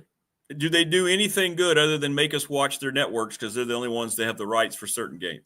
Is there anything positive that comes out of there with them? Disney. Let's make it Disney. That's what this is all about. It's Disney.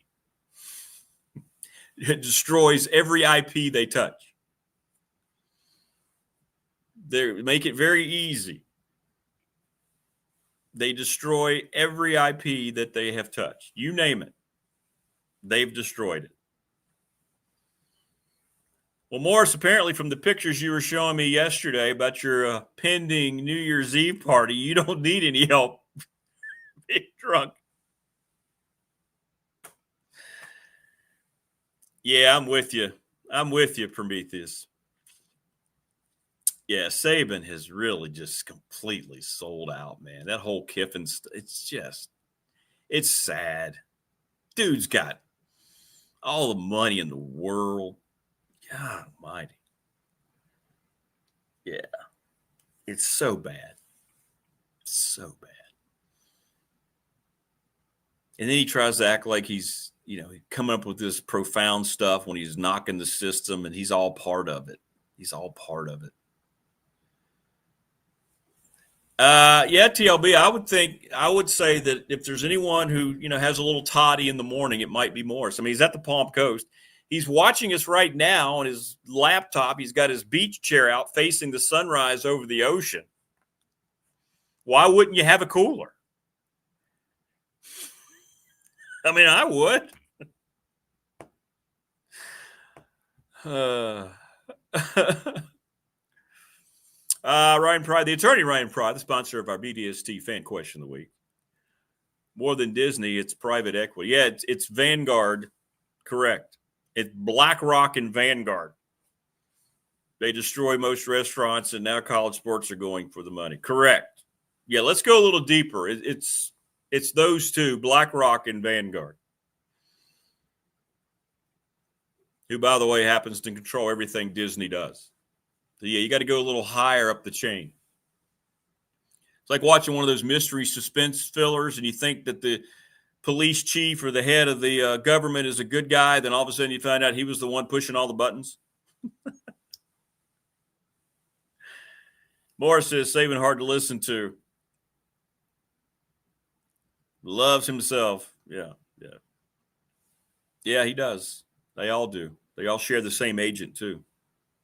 So when they were on there bantering for Kiffin, they all have the same agent. It's just, if you don't have an agent and you need to raise some money, check out Bob Christ and the Ready Set Fund. Bob Christ, the number 11 at gmail.com. Great ways to raise money for your high school team, whatever it might be. They have text messages ready to go. Our text line is always popping. By the way, you never bother me throughout the days and weeks. I get lots and lots of text messages. The Professional Door Incorporated text line, boom, boom, boom, 391-0788. Thank you so much, Travis, and everybody up there. It's great, great company. Travis, I'm going to get you your T-shirt, hopefully this week. National Bank member FDIC, the exclusive banking partner of BDST on YouTube. I've been with them for 35 years. I can't say enough nice things about them. They've been terrific for me. Love them. We just mentioned Ryan Pride, the attorney, trust and estate planning expert. 701 West Main Street, sponsored by BDST Fan Question of the Week. Charles Lee, Little River Heating and Air, 540-553-2971. I can't recommend anybody anymore at what they do than Travis and Charles, man. I'm telling you, go. Going to talk to Tim Miller today. Hopefully we'll have somebody on from Pulaski County Sports Entertainment tomorrow. They are the presenting sponsor of this program. They are awesome. They are the absolute best. Top Shelf Apparel, thanks to Brandon. Our T-shirts, they're great. If you want one, hit me up.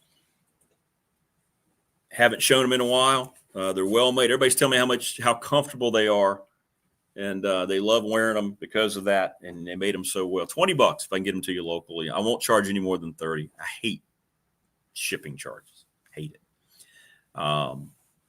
Thanks to Lawson's Mobile Home Supply. It's been the place to go for manufactured home parts, windows, doors, and plumbing. All the way since 1997, 540-381-8011 is how you hit them up. And the NRV Super Bowl, Sarah Williams is the bowler of the month. She used her unique style to produce games of 271 and 288. So impressive. I wish I were better at it because I really, really like bowling. I like the bowling alley environment, man. I just love it. Absolutely love it. I wish I were better at it. Tebow, BlackRock, and Vanguard owned everything. Yeah, absolutely. Yeah. Could not agree more. Those two entities are trying to completely change everything about the inner workings of the United States of America with their agenda. I know we're getting into some heavy topics, but that's 100% accurate. It's kind of frightening, to be honest. If you do your research, you're going to be scared to death and think, how in the world did a place like BlackRock and Vanguard both rise to the power they have? And the fact that people have just allowed it. Saban is an ESPN pawn. Yeah. Yeah, he has. Yeah, no doubt about it. No doubt about it. So we'll see. We'll see. Ugly stuff, though. The underworkings of things like that are very ugly. Very ugly. It's unfortunate, but it's where we are.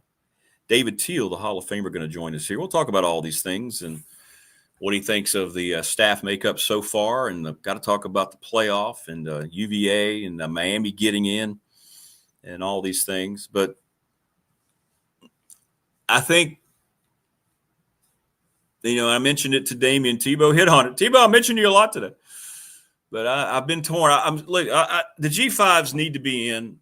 It's not the basketball tournament, but I think they should be in. I don't think you can deny what potentially could be a story. Like, it's going to be less likely in football than what we see in the NCAA tournament. I understand that, and I know it's apples and oranges, right? It's two different things. But you never know, right? And for JMU and what those kids have accomplished, and for Tulane, and before it was Liberty, whoever has gotten in, they have to stay part of it. That's why I think the next natural progression will be 16 teams. Because we laid it out, right? And Rodney brought it up. There's always going to be somebody complaining. But, okay, if you go to 16, you can leave those two representatives in, and then you add 4 teams. Well, who would the 4 teams be, right? Notre Dame, Texas, BYU, and then don't you have to take the ACC champion, regardless of where they're ranking? And then there's your 16. And I don't think anybody be complaining about this whole tournament. I mean, if the FCS can do this every year and get it exactly right, or UVA, yeah. But I think what you do then you'd have to look at who's higher ranked. Miami was higher ranked than UVA, so they should be in. People know Miami was, the best team in that league. But if you win the conference title game, regardless of who you are, if they fix the tiebreaker, you won't have to worry about a 5-loss team winning it again. Then it kind of falls in line, right? Oh, Vanderbilt too. Oh, no. Yeah, you're right. Forgot about Vanderbilt. Nah, you're right, Rodney. You got me, man. I think Vanderbilt should be in. But Texas beat Vandy, right? I know. Well, I'm very biased because everybody knows Diego Pavia is my favorite player. So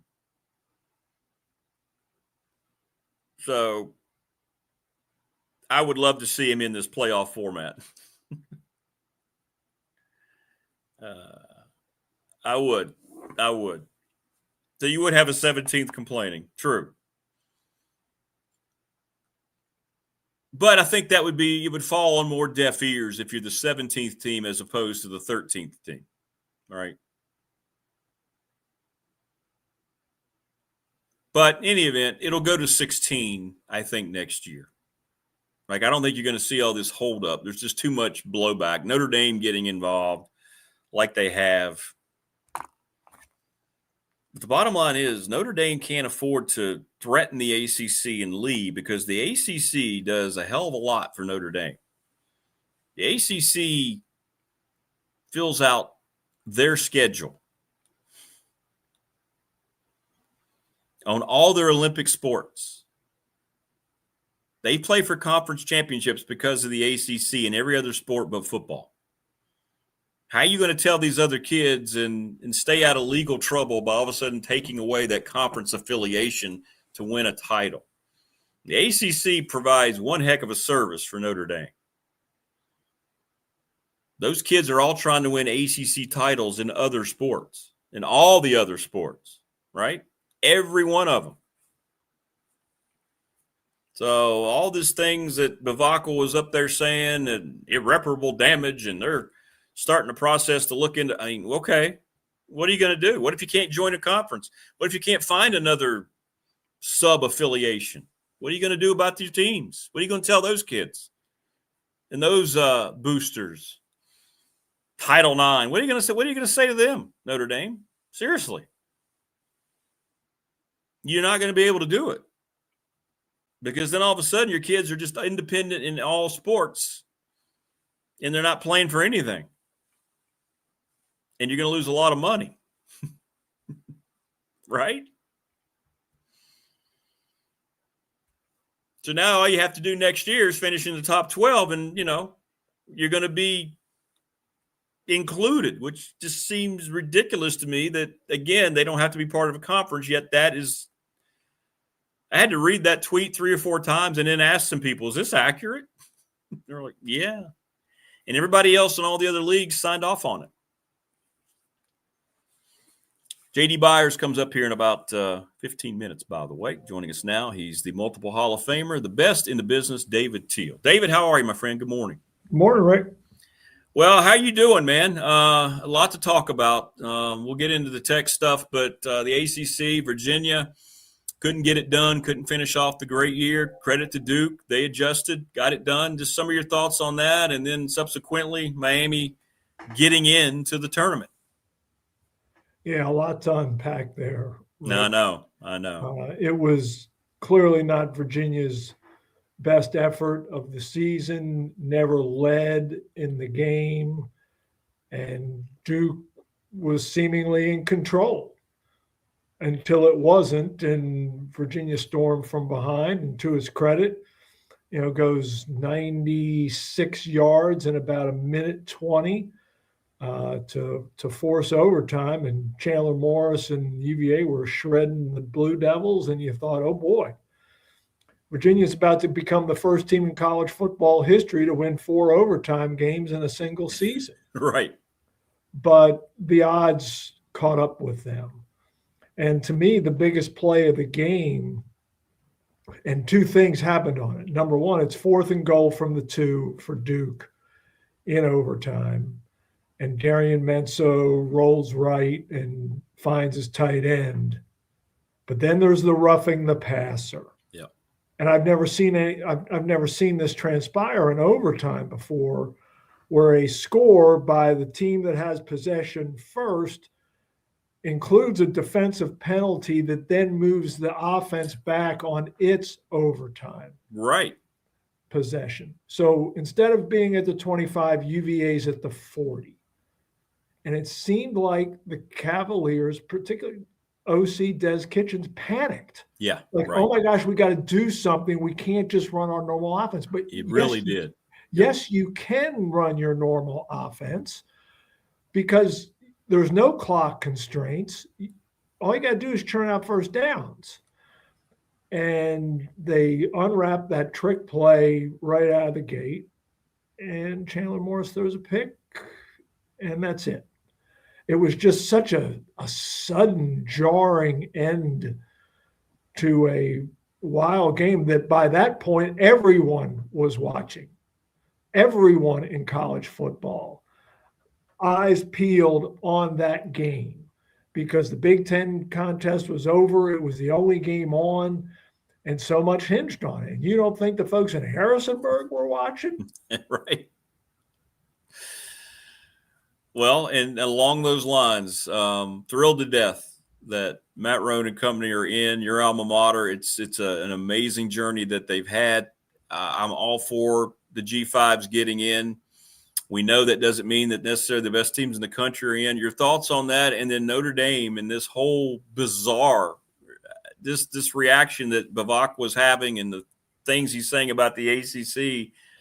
It's entertaining, but it's also just head scratching.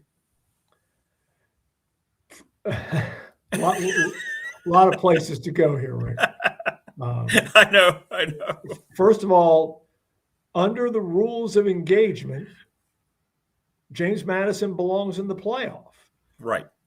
The Dukes are clearly among the 5 best conference champions.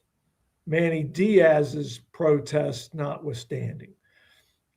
Yes, Duke is the ACC champion power league, but Duke is 8-5. Duke is the first 5-loss team to win the ACC since Wake Forest in 1970.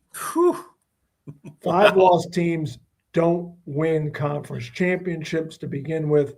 Number 2, they do not belong in a 12-team playoff. You know, Duke wants to say, well, we won 7 Power 4 games and James Madison won none. Okay, fine. Duke was 0-2 against the group of 5. James Madison is 12-0 against the group of 5. And I've seen both teams in person multiple times. James Madison is better than Duke. I'm just telling you. They played on a neutral field. I would pick James Madison. That has nothing to do with the diploma that hangs up in my office.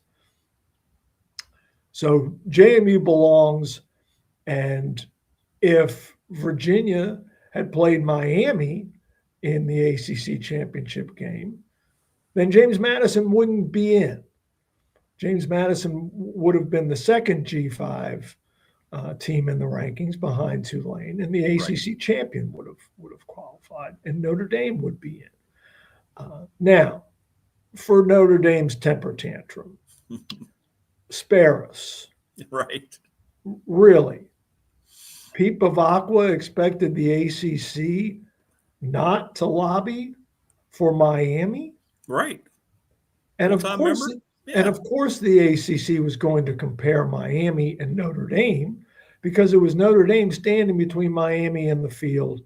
And oh, by the way, the Hurricanes beat the Fighting Irish. That's right. So, you know, Pete Bavacqua can whine all he wants. But I think as everyone has seen, it has resoundingly fallen flat. No one except the most diehard leprechaun is buying a word that Pete Bavacqua is saying. Well, and given all this, what kind of changes do you think we'll see going forward? Is it going to expand again? Is more money to be made? Yeah.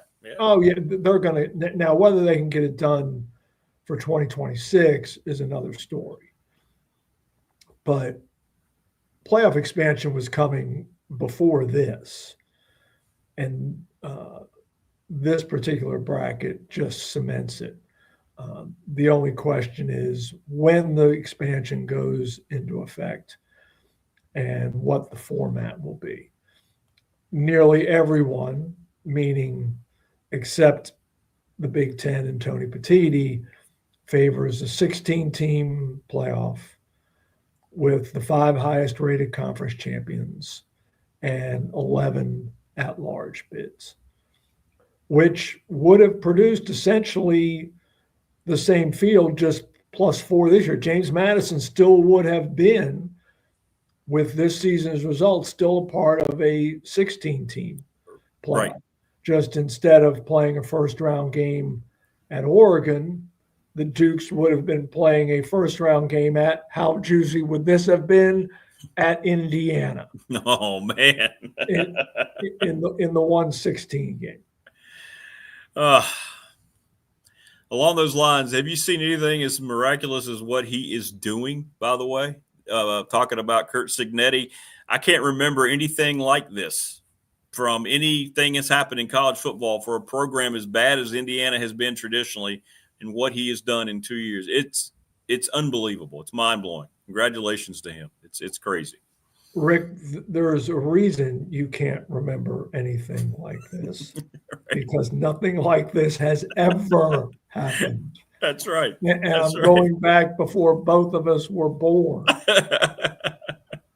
No, nothing remotely like this has happened. Bill Snyder at Kansas State, George Welsh at Virginia, both built championship caliber programs from scratch.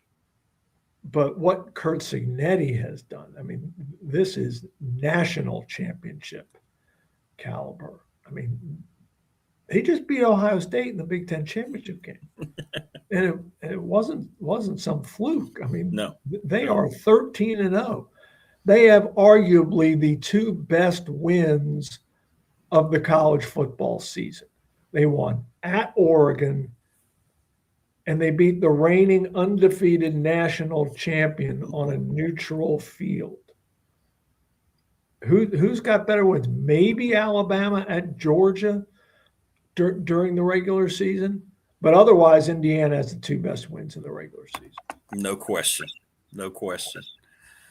Well, listen, finally, let me ask you about Brent Pry coming back. It's people have said the right thing. If James Franklin ended up in another school when he hired Brent Pry, we'd be like, oh, okay. The fact that he's coming back to the school that fired him as a head coach, I don't know if you've had a chance to talk to him yet or not, but what are some of your initial thoughts over that announcement? Not surprised. I mean, we all saw how James Franklin talked about Coach Pry at his introductory news conference. And the relationship runs deep, decades long, and it was just going to be, as James Franklin told us that day, Brent Pry and his family have to decide what's best for them. So I think the invitation was clear.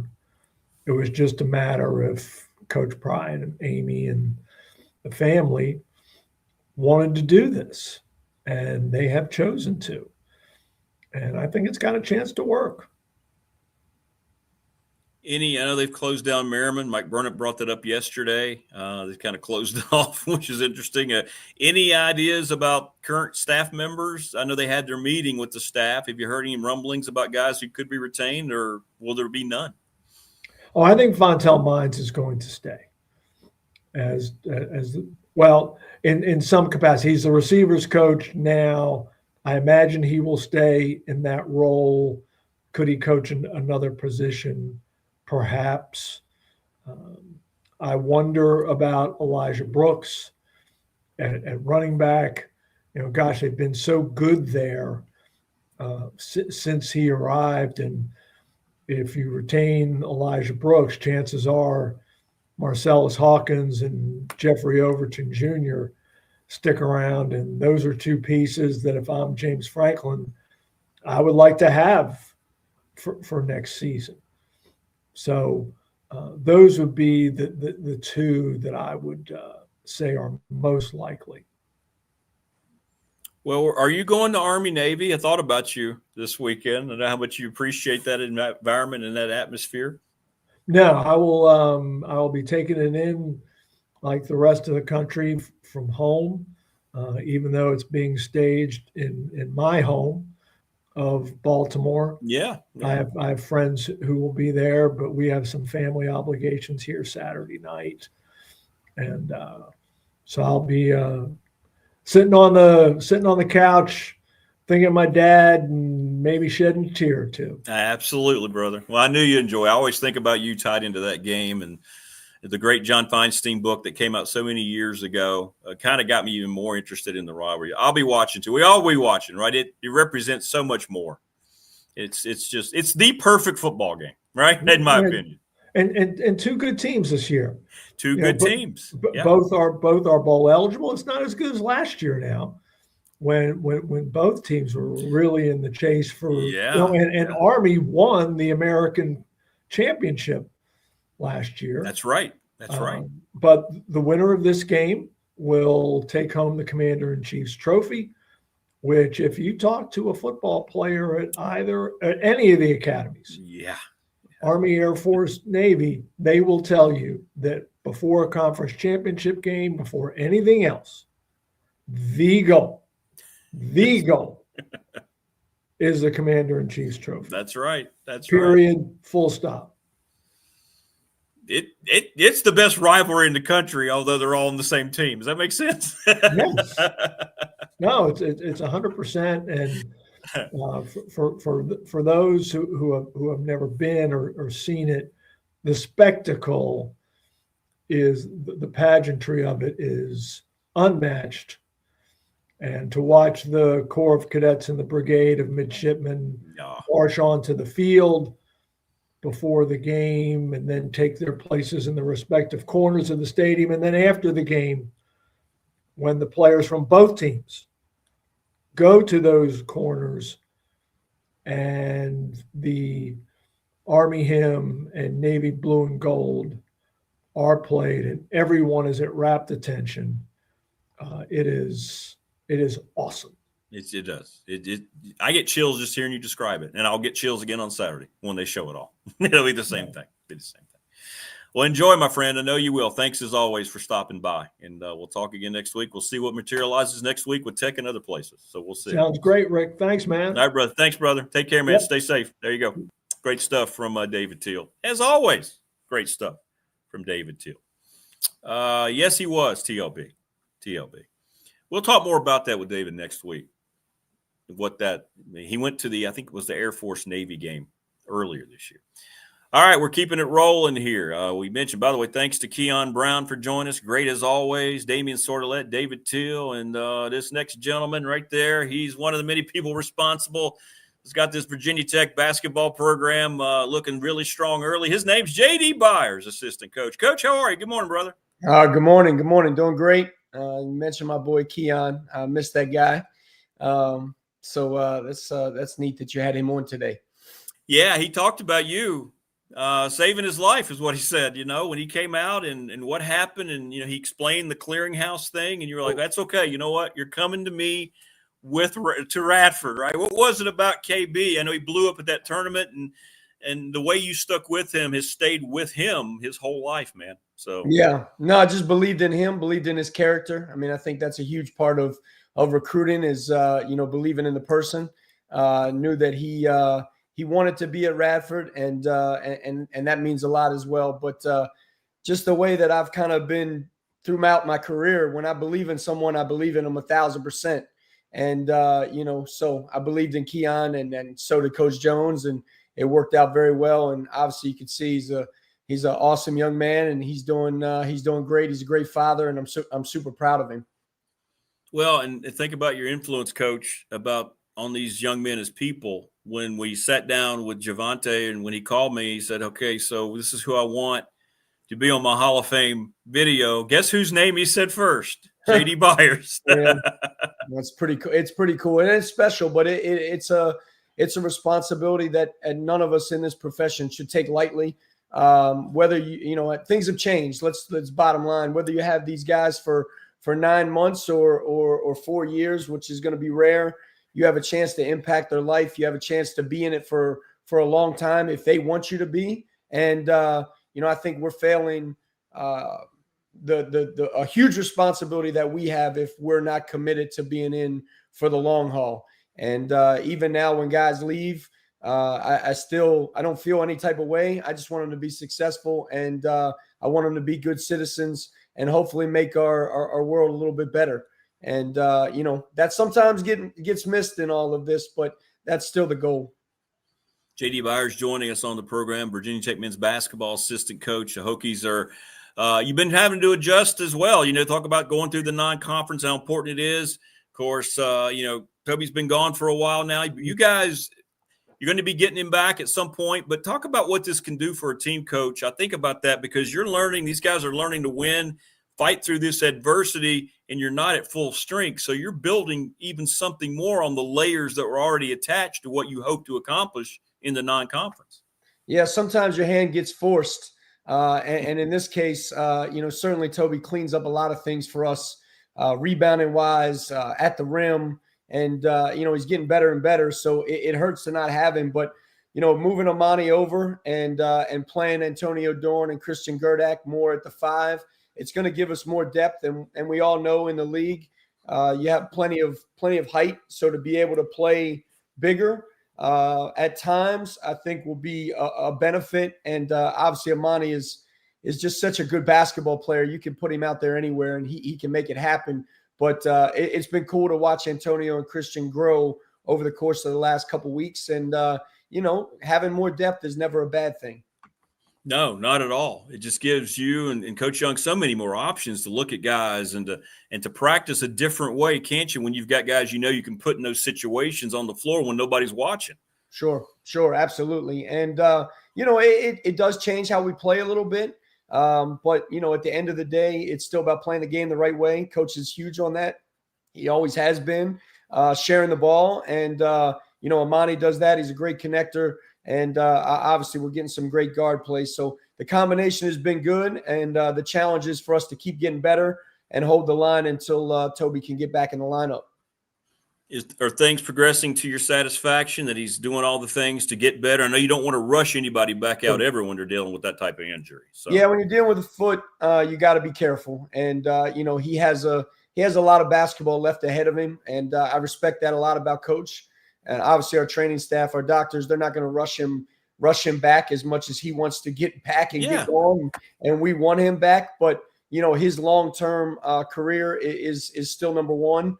But he'll be back. He's doing everything that he needs to do. He's still getting some work in the weight room and some form shooting and ball handling. So he's still working, and he'll be back sooner rather than later. What's been your impression so far? I know it's positive, but how's the development of Nicolas going? I mean, he's such a high-profile recruit coming from Greece, coming to Virginia Tech here, American basketball thrown at him. What's been your impression with his growth, not only on the floor, but how he's adapting to everything here in the New River Valley? Yeah, I mean, I think he's adapted very well to just the culture. The guys love him. He gets along really well with them. I mean, a guy that passes the ball like that, it's not hard to get along with him. It's not like he's a selfish basketball player. I think he's adjusted to our game pretty well. The physicality is different, but he's adjusted to that. He sees tons of different coverages, and he's figuring those out. But I think the main thing for him is the guy came over here with really high expectations, and we're not hiding from the fact that he's on draft boards, and he's not just at the end of the second round. He's a guy that people are talking about as a potential lottery pick. Yeah. And with that comes a lot of pressure. And I think some days he puts a lot of pressure on himself. We just want him to be him and play the game. And I think the way he plays the game, a lot of people that's going to attract a lot of people. A lot of people are going to want that in their organization. So, we just want him to be him, and everybody else wants him to just have fun. And I think he's figuring that out. Coach, when you're at this part now, you got a lot of home games coming up, which is great. You've earned it. You guys have been all over the place and going to the Bahamas. What are some of the things you look to do now? I know it goes in progression. We're out in November. We're into December. I can remember your time with Coach Jones here at Radford, how you guys took it by month. What are some of the things now? Obviously, like we just talked about with Toby not being available now, but what's some of the things you're looking now to hone up to kind of secure every day in practice as you move forward with the games remaining before ACC play? Yeah, sure. Yeah, the season is certainly broken up into parts, and November and early December, especially with the way our schedule is you come out of your MTE in the Bahamas and you have the ACC challenge right away. So it's a race to the second week of December. And now you have to kind of, evaluate where you are, figure out what's the next steps, because everybody gets the scouting report now. So now you have to start to adjust. You have to start to add layers to your sets. You have to start to change your actions, and you see what your guys are really good at when the bullets are flying. So, we're certainly looking ahead, not ahead from the opponents that we have right now, but we're starting to add things and to put things in to be prepared for ACC play. And then I think defensively, you kind of know your warts at this point. And so just adjusting there and making sure that you're not having slippage, because you start putting your defense in June, now it's December. So you have to tighten some things up. So just continue to improve in those areas and be ready to add things, because, once you hit ACC play, it's game, practice, game. Like there's no real break. And, every team you play is good. Every team has a different challenge that you have to prepare for. So you have to make sure you're taking care of yourself, because, at the end of the day, it is much about Virginia Tech as it is about the opponent. You have to make sure that your stuff is tight.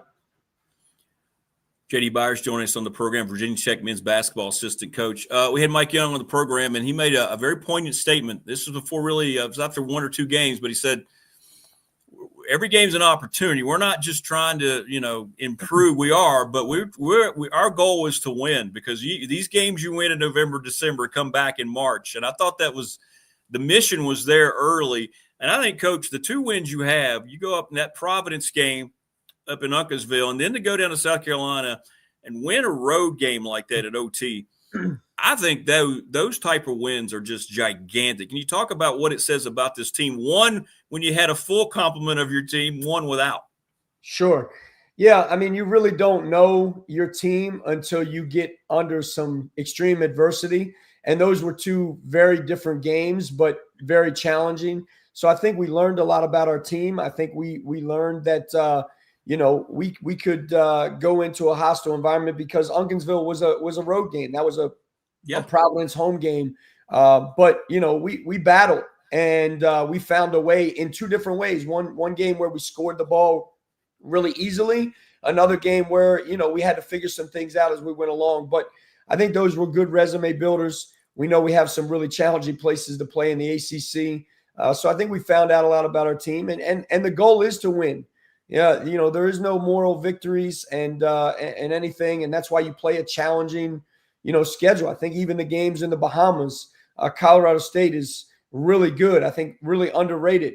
St. Mary's is good every single year, and physical and tough, and beat us up to the point that I think game 3 against VCU we were staggering a little bit, and they took advantage of it. But you were watching those guys grow, and they're gonna have a chance to win the A-10. So we haven't played any cupcakes, and I think there was a purpose behind that to help get us ready as we make a run in March.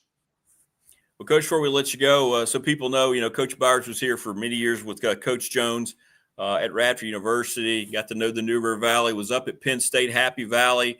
Lots of Penn State, Virginia Tech connections seems to always happen one way or the other. You came back to Blacksburg, of course.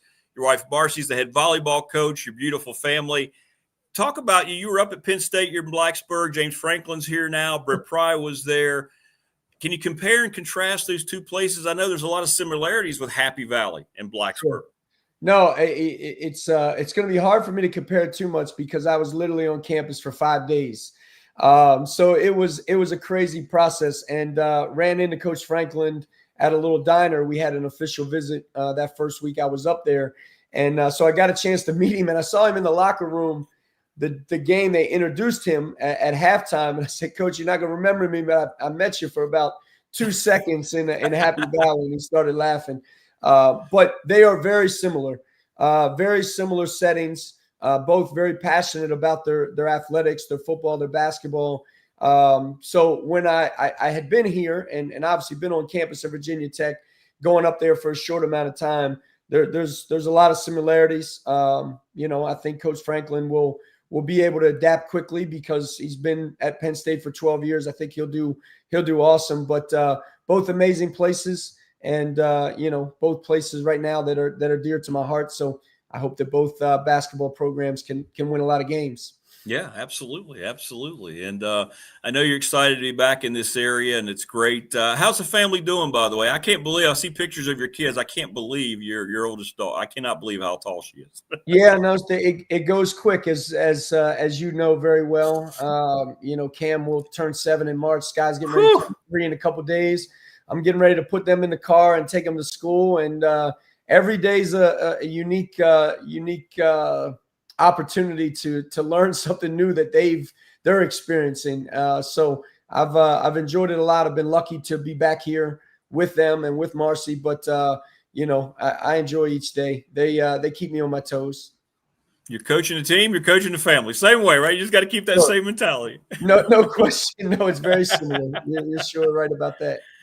Hey, Keon's mom chimed in, by the way. Sordelett says, good morning. She's both of my sons on the show today. So man, she's the absolute best. I love that lady, and she's so good to me. When you get parents like Sharnessa or parents and aunts like Kim Mason, Javante's aunt, and they allow you to coach their son and know that you're going to be fair to them. You're going to be hard on them, but allow you to coach them and be tough and hold them accountable.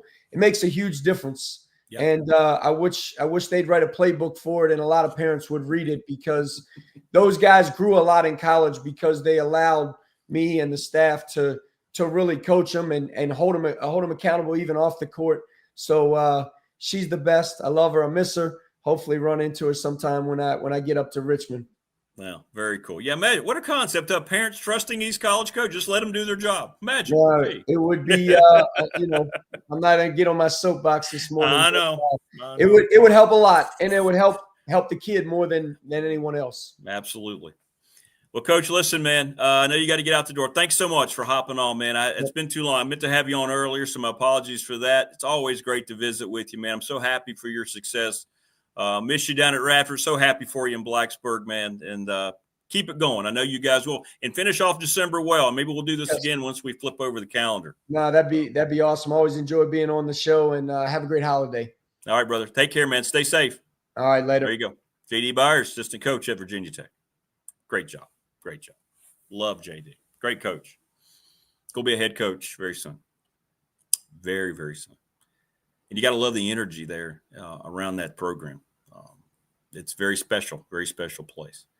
Thanks again to all of our sponsors, the Ready Set Fund, Professional Door Incorporated. We got time. I'm not signing off. I just want to make sure I get all this in. We got 20 more minutes.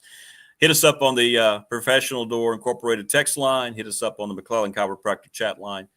National Bank member FDIC, the attorney Ryan Pride in Radford, Trust and Estate Planning, Charles Lee and Little River Heating and Air, Pulaski County Sports Entertainment, the presenting sponsor of this program, National Bank member FDIC, Mark Hunley, McClellan Chiropractic, and of course, Family Fencing, sponsor of our studio, Lawson's Mobile Home Supply, Harvey's GM, Top Shelf Apparel in Pulaski, and the Ready Set Fund. All you folks. Hit us up. What are your thoughts about Coach Byers? Sharnessa, thanks for stopping by. It's great. And what he said there is very poignant too, right? It sounds simple, but parents allowing coaches to do their job. I think that's what's happened with a lot of our high school programs that are no longer successful. Too much environmental control outside of it that all it does is do damage. And when you have a collegiate, you have a guy who's an assistant coach at a Power 4 school, a tech team that's going to be in the NCAA tournament, and you still have to deal with that. It's unfortunate. It's unfortunate. I know when I played, and by the way, Tebow, I had no idea you were in the Navy for 10 years. So I want to echo and thank you. Thanks for your service. That's awesome. So that game takes a lot of special place to you too, doesn't it? The Army-Navy game. I love the Army-Navy game. Absolutely love it. And I'll watch it. It's always the one game that I will watch, and I don't really pay attention to any of the records or any of that stuff. it's not about that. It's about so much more. And the football games are usually close. If you haven't read Civil War, the John Feinstein book, you need to. God rest his soul, by the way. We miss John. John, got to know him. He was doing games for Liberty the last couple of years. Always came on the radio show, and he passed away. Great author, just a great author. We miss him. Good guy, and he was a great writer. And A Civil War is a great book. I have it. I'm fortunate to have it. I've read it a couple times. Takes you really inside that rivalry in that game. Hey, Paul, what's going on, brother? Yeah, it is. It's a great book. It's a great book. He wrote Season on the Brink. Remember, that was kind of a groundbreaking book. Easy for me to say. A groundbreaking book about Indiana and Bobby Knight. And that is A Civil War is a great. He just spent time at that game and that rivalry writing about it. Tebow says J.D. Byers is the kind of guy you want to play for. Yeah, he's going to be a head coach. Mike Young won't keep him too much longer. He's going to be a head coach. Morris, hey, there you go. We got a couple Navy vets in chat. That's why chat's so strong. We got Navy. We got people who serve, of course. TLB says, wonder if Ready Set Fun could create a campaign to underwrite a Creed cam. Maybe so. Maybe so. You could put a little strap or a little collar and just have it. Wouldn't you like to see that when you have a dog or a cat when they go out in the wild? Just to see what they come up with. Yes, Wayne. Mike Young picks great assistants. JD's just a hell of a coach. He's a great guy. And when you hear the testimony, Kion, what did he say about him? Keon's mom chimes in, the influence he's had. Javonte Green, who's starting for the Detroit Pistons in his 7th NBA year. First guy. He wants on his video. Got to have JD. Can you call JD? I'll reach out to him. Can you make sure? Yeah, sure. And when you have that kind of impact on people, that's what it's all about. And you can tell by just listening to Coach Byers. I mean, it's all about relationships and genuineness. Did you notice that? I think he's helped a lot of that with Mike Young. Hey, Chris. Oh, my goodness. We got Navy people all over the place. Chris is a Navy guy. This is awesome. Very cool. Thank you as well, Chris. All three of you. That's so cool, man. So I'm guessing that I better not pick Army this weekend. Let's go Navy. Then Army guys are going to say, what about Army?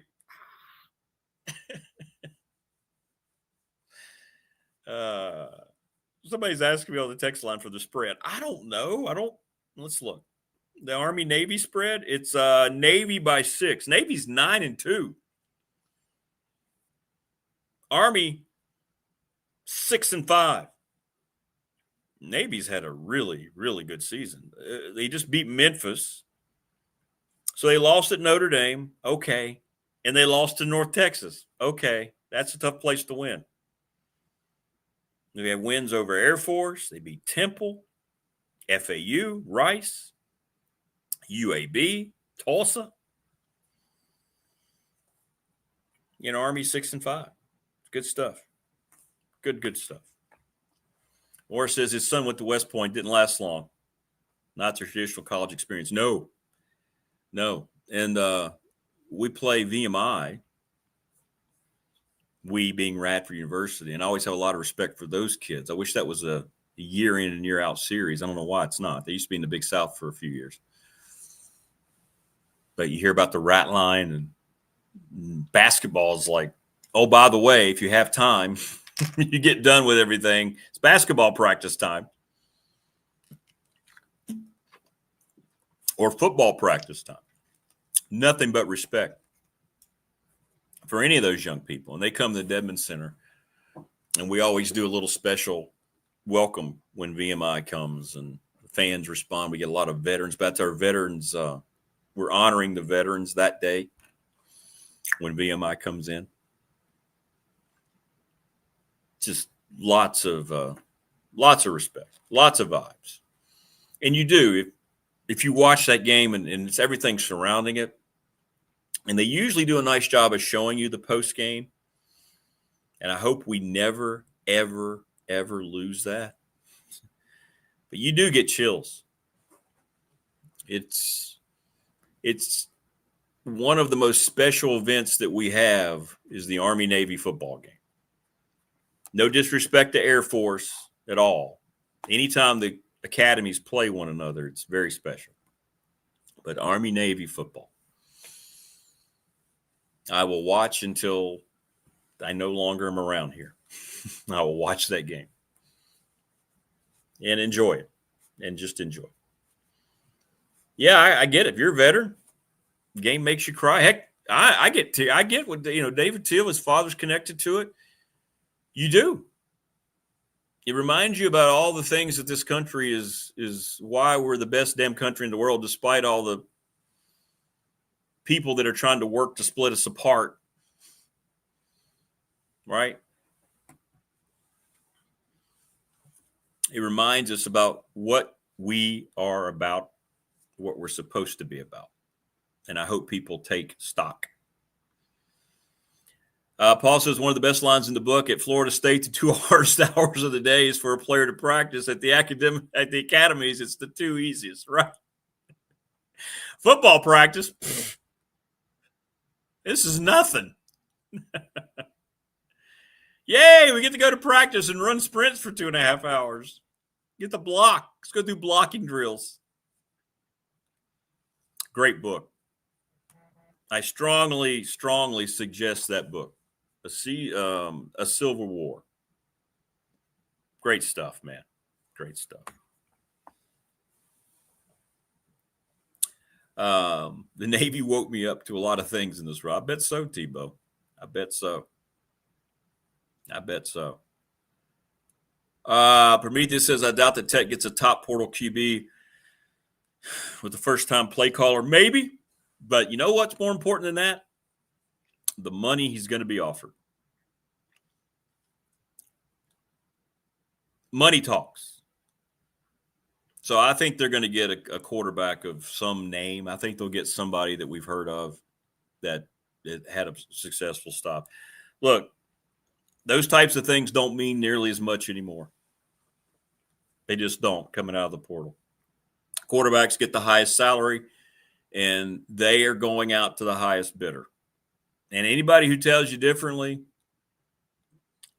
okay. And there's nothing wrong with that. That's what we are. That's what's the environment that we're in. You would like to think, like you're saying, Prometheus, the quarterback would go, okay, what's the best fit for me? Who do they have? Ooh, well, okay. I won't make as much money, but I'm going to go somewhere where it's a better fit. You would like that. But I don't think that is the norm going forward. I really don't.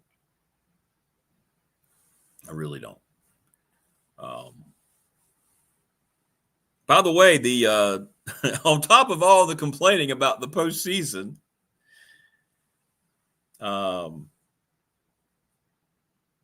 we have our Bowl Mania Challenge up. I posted the link on our Facebook page. I pinned it to the top of the Facebook page. You join for free. We're going to put together a prize pack for whoever wins it. I'll be in there. Jen will be in there picking games. Now, we're not eligible to win it. We're just in there picking with you. So you're guaranteed to have somebody who's a fan who wins it will win the prizes. Yeah. So join it. It's through the ESPN Fantasy mechanism. It's the simplest one. And it's just College Bowl Mania. So go join it. And it's easy. It's Big Dog Sports Talk, 4 words. BIGDAWG Sports Talk. Just like on the T-shirt that you should be getting for a Christmas gift.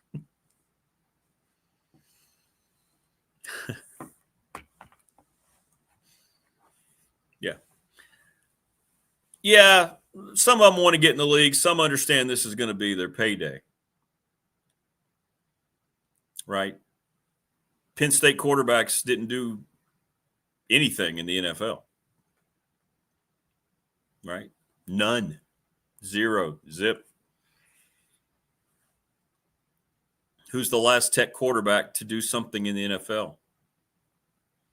I'm just thinking out loud here. Is that Tyrod? Is that right? Is that right? We'll see. I'd like to see Tech land Bobby Boucher Jr. in the hallway. So, yeah, they do. They want to get in the league, but I think they want a big payday too. They do. I don't know what you're saying, Chris. With 10, they'll flip that O-line and quarterback room. What are you saying, Chris? What's not true? With 10, they'll flip the O-line and quarterback room. I don't know. Yeah, Tyrod's still getting it done. Great dude, Tyrod. So glad to see that he's still playing. Got to see one of his best games in person at Lincoln, Nebraska. When we went out there, myself and Richie Davis took the show out there when we hung out with Aaron Andrews. Rush Limbaugh was there. It was crazy. And he made some plays in the fourth quarter and go. They'll get a top-flight quarterback. Well, I don't think anybody said they wouldn't get a good quarterback. I don't know what you're saying is not true. They'll get that's what I just said. They'll get a quarterback we've heard of. I'm not arguing with you. I'm just saying that those quarterbacks are coming out for the highest amount of money they're going to get. These are still young guys who haven't been at all exposed to the type of money that they're getting now. I mean, that's tough. Well, I guess it's easy in your mind, but it's tough to have to try to associate, wow, I'm going to have wealth before I'm even out of college. I'm going to have professional money wealth. That's a lot, man. That's a lot. So, yeah, they'll get somebody. I'm just saying the reasons they're going to do it is because money. It's all over the country. It doesn't take away from the kid coming here. And he's going to have to like James Franklin. He's going to have to like potentially what it could be, but he's going to want to get here. Right.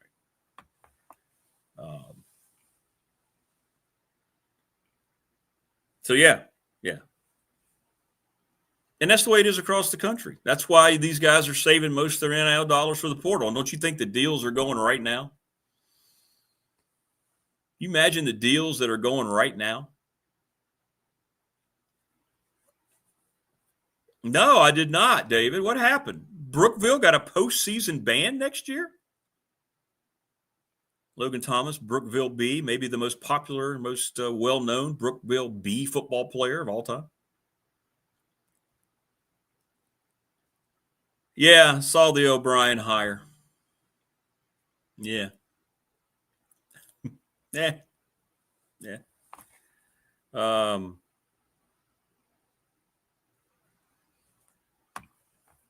No, I want to know more about that, David. What in the world happened? How does a high school team get a postseason ban?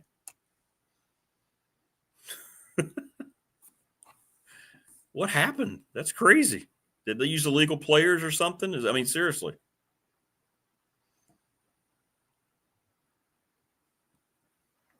I mean, I don't know the answer. I'm just asking the question because I'm just hearing about it here.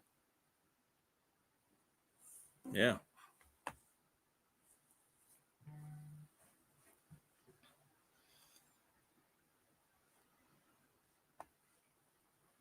Sorry, I'm getting a lot of messages coming in here about all this. That's good. That's good. We like that. Hit us up on the text line. We love it. Absolutely love it.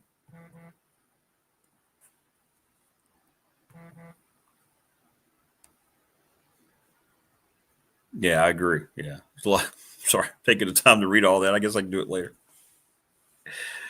I want to know what happened with VHSL and Brookville had a dispute over kids playing over their residence. So it was illegal players. Wow. Kid transferred VHSL, said he was ineligible, and they used him anyway. So they're stripped from the postseason next year. Ooh. That's tough, man. No, I didn't hear about any of that. Yikes. Mark Linneberg's the head coach at Brookville. That's unfortunate, to say the least. Wow. So they're just banned from the postseason. They can play the regular season, and they're banned from the postseason.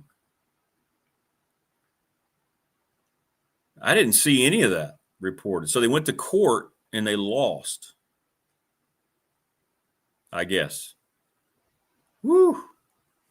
So Logan Thomas's kids were in the dispute. Oh, that's ugly. That's messy. Wow. Thanks for the heads up, guys. See, I learned a lot from you. It's good. It's good.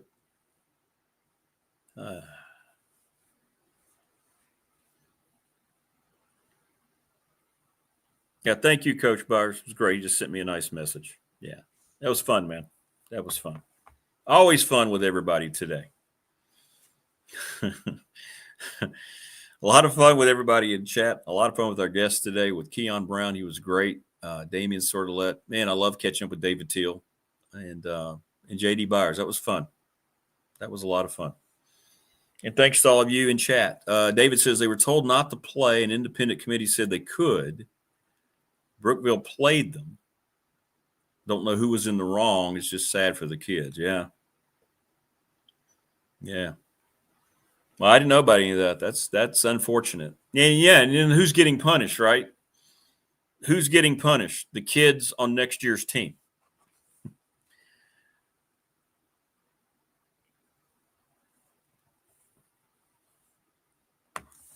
Right? Think about that reaction. The kids who did nothing wrong now get punished for 2026. Does that seem right? I don't think so.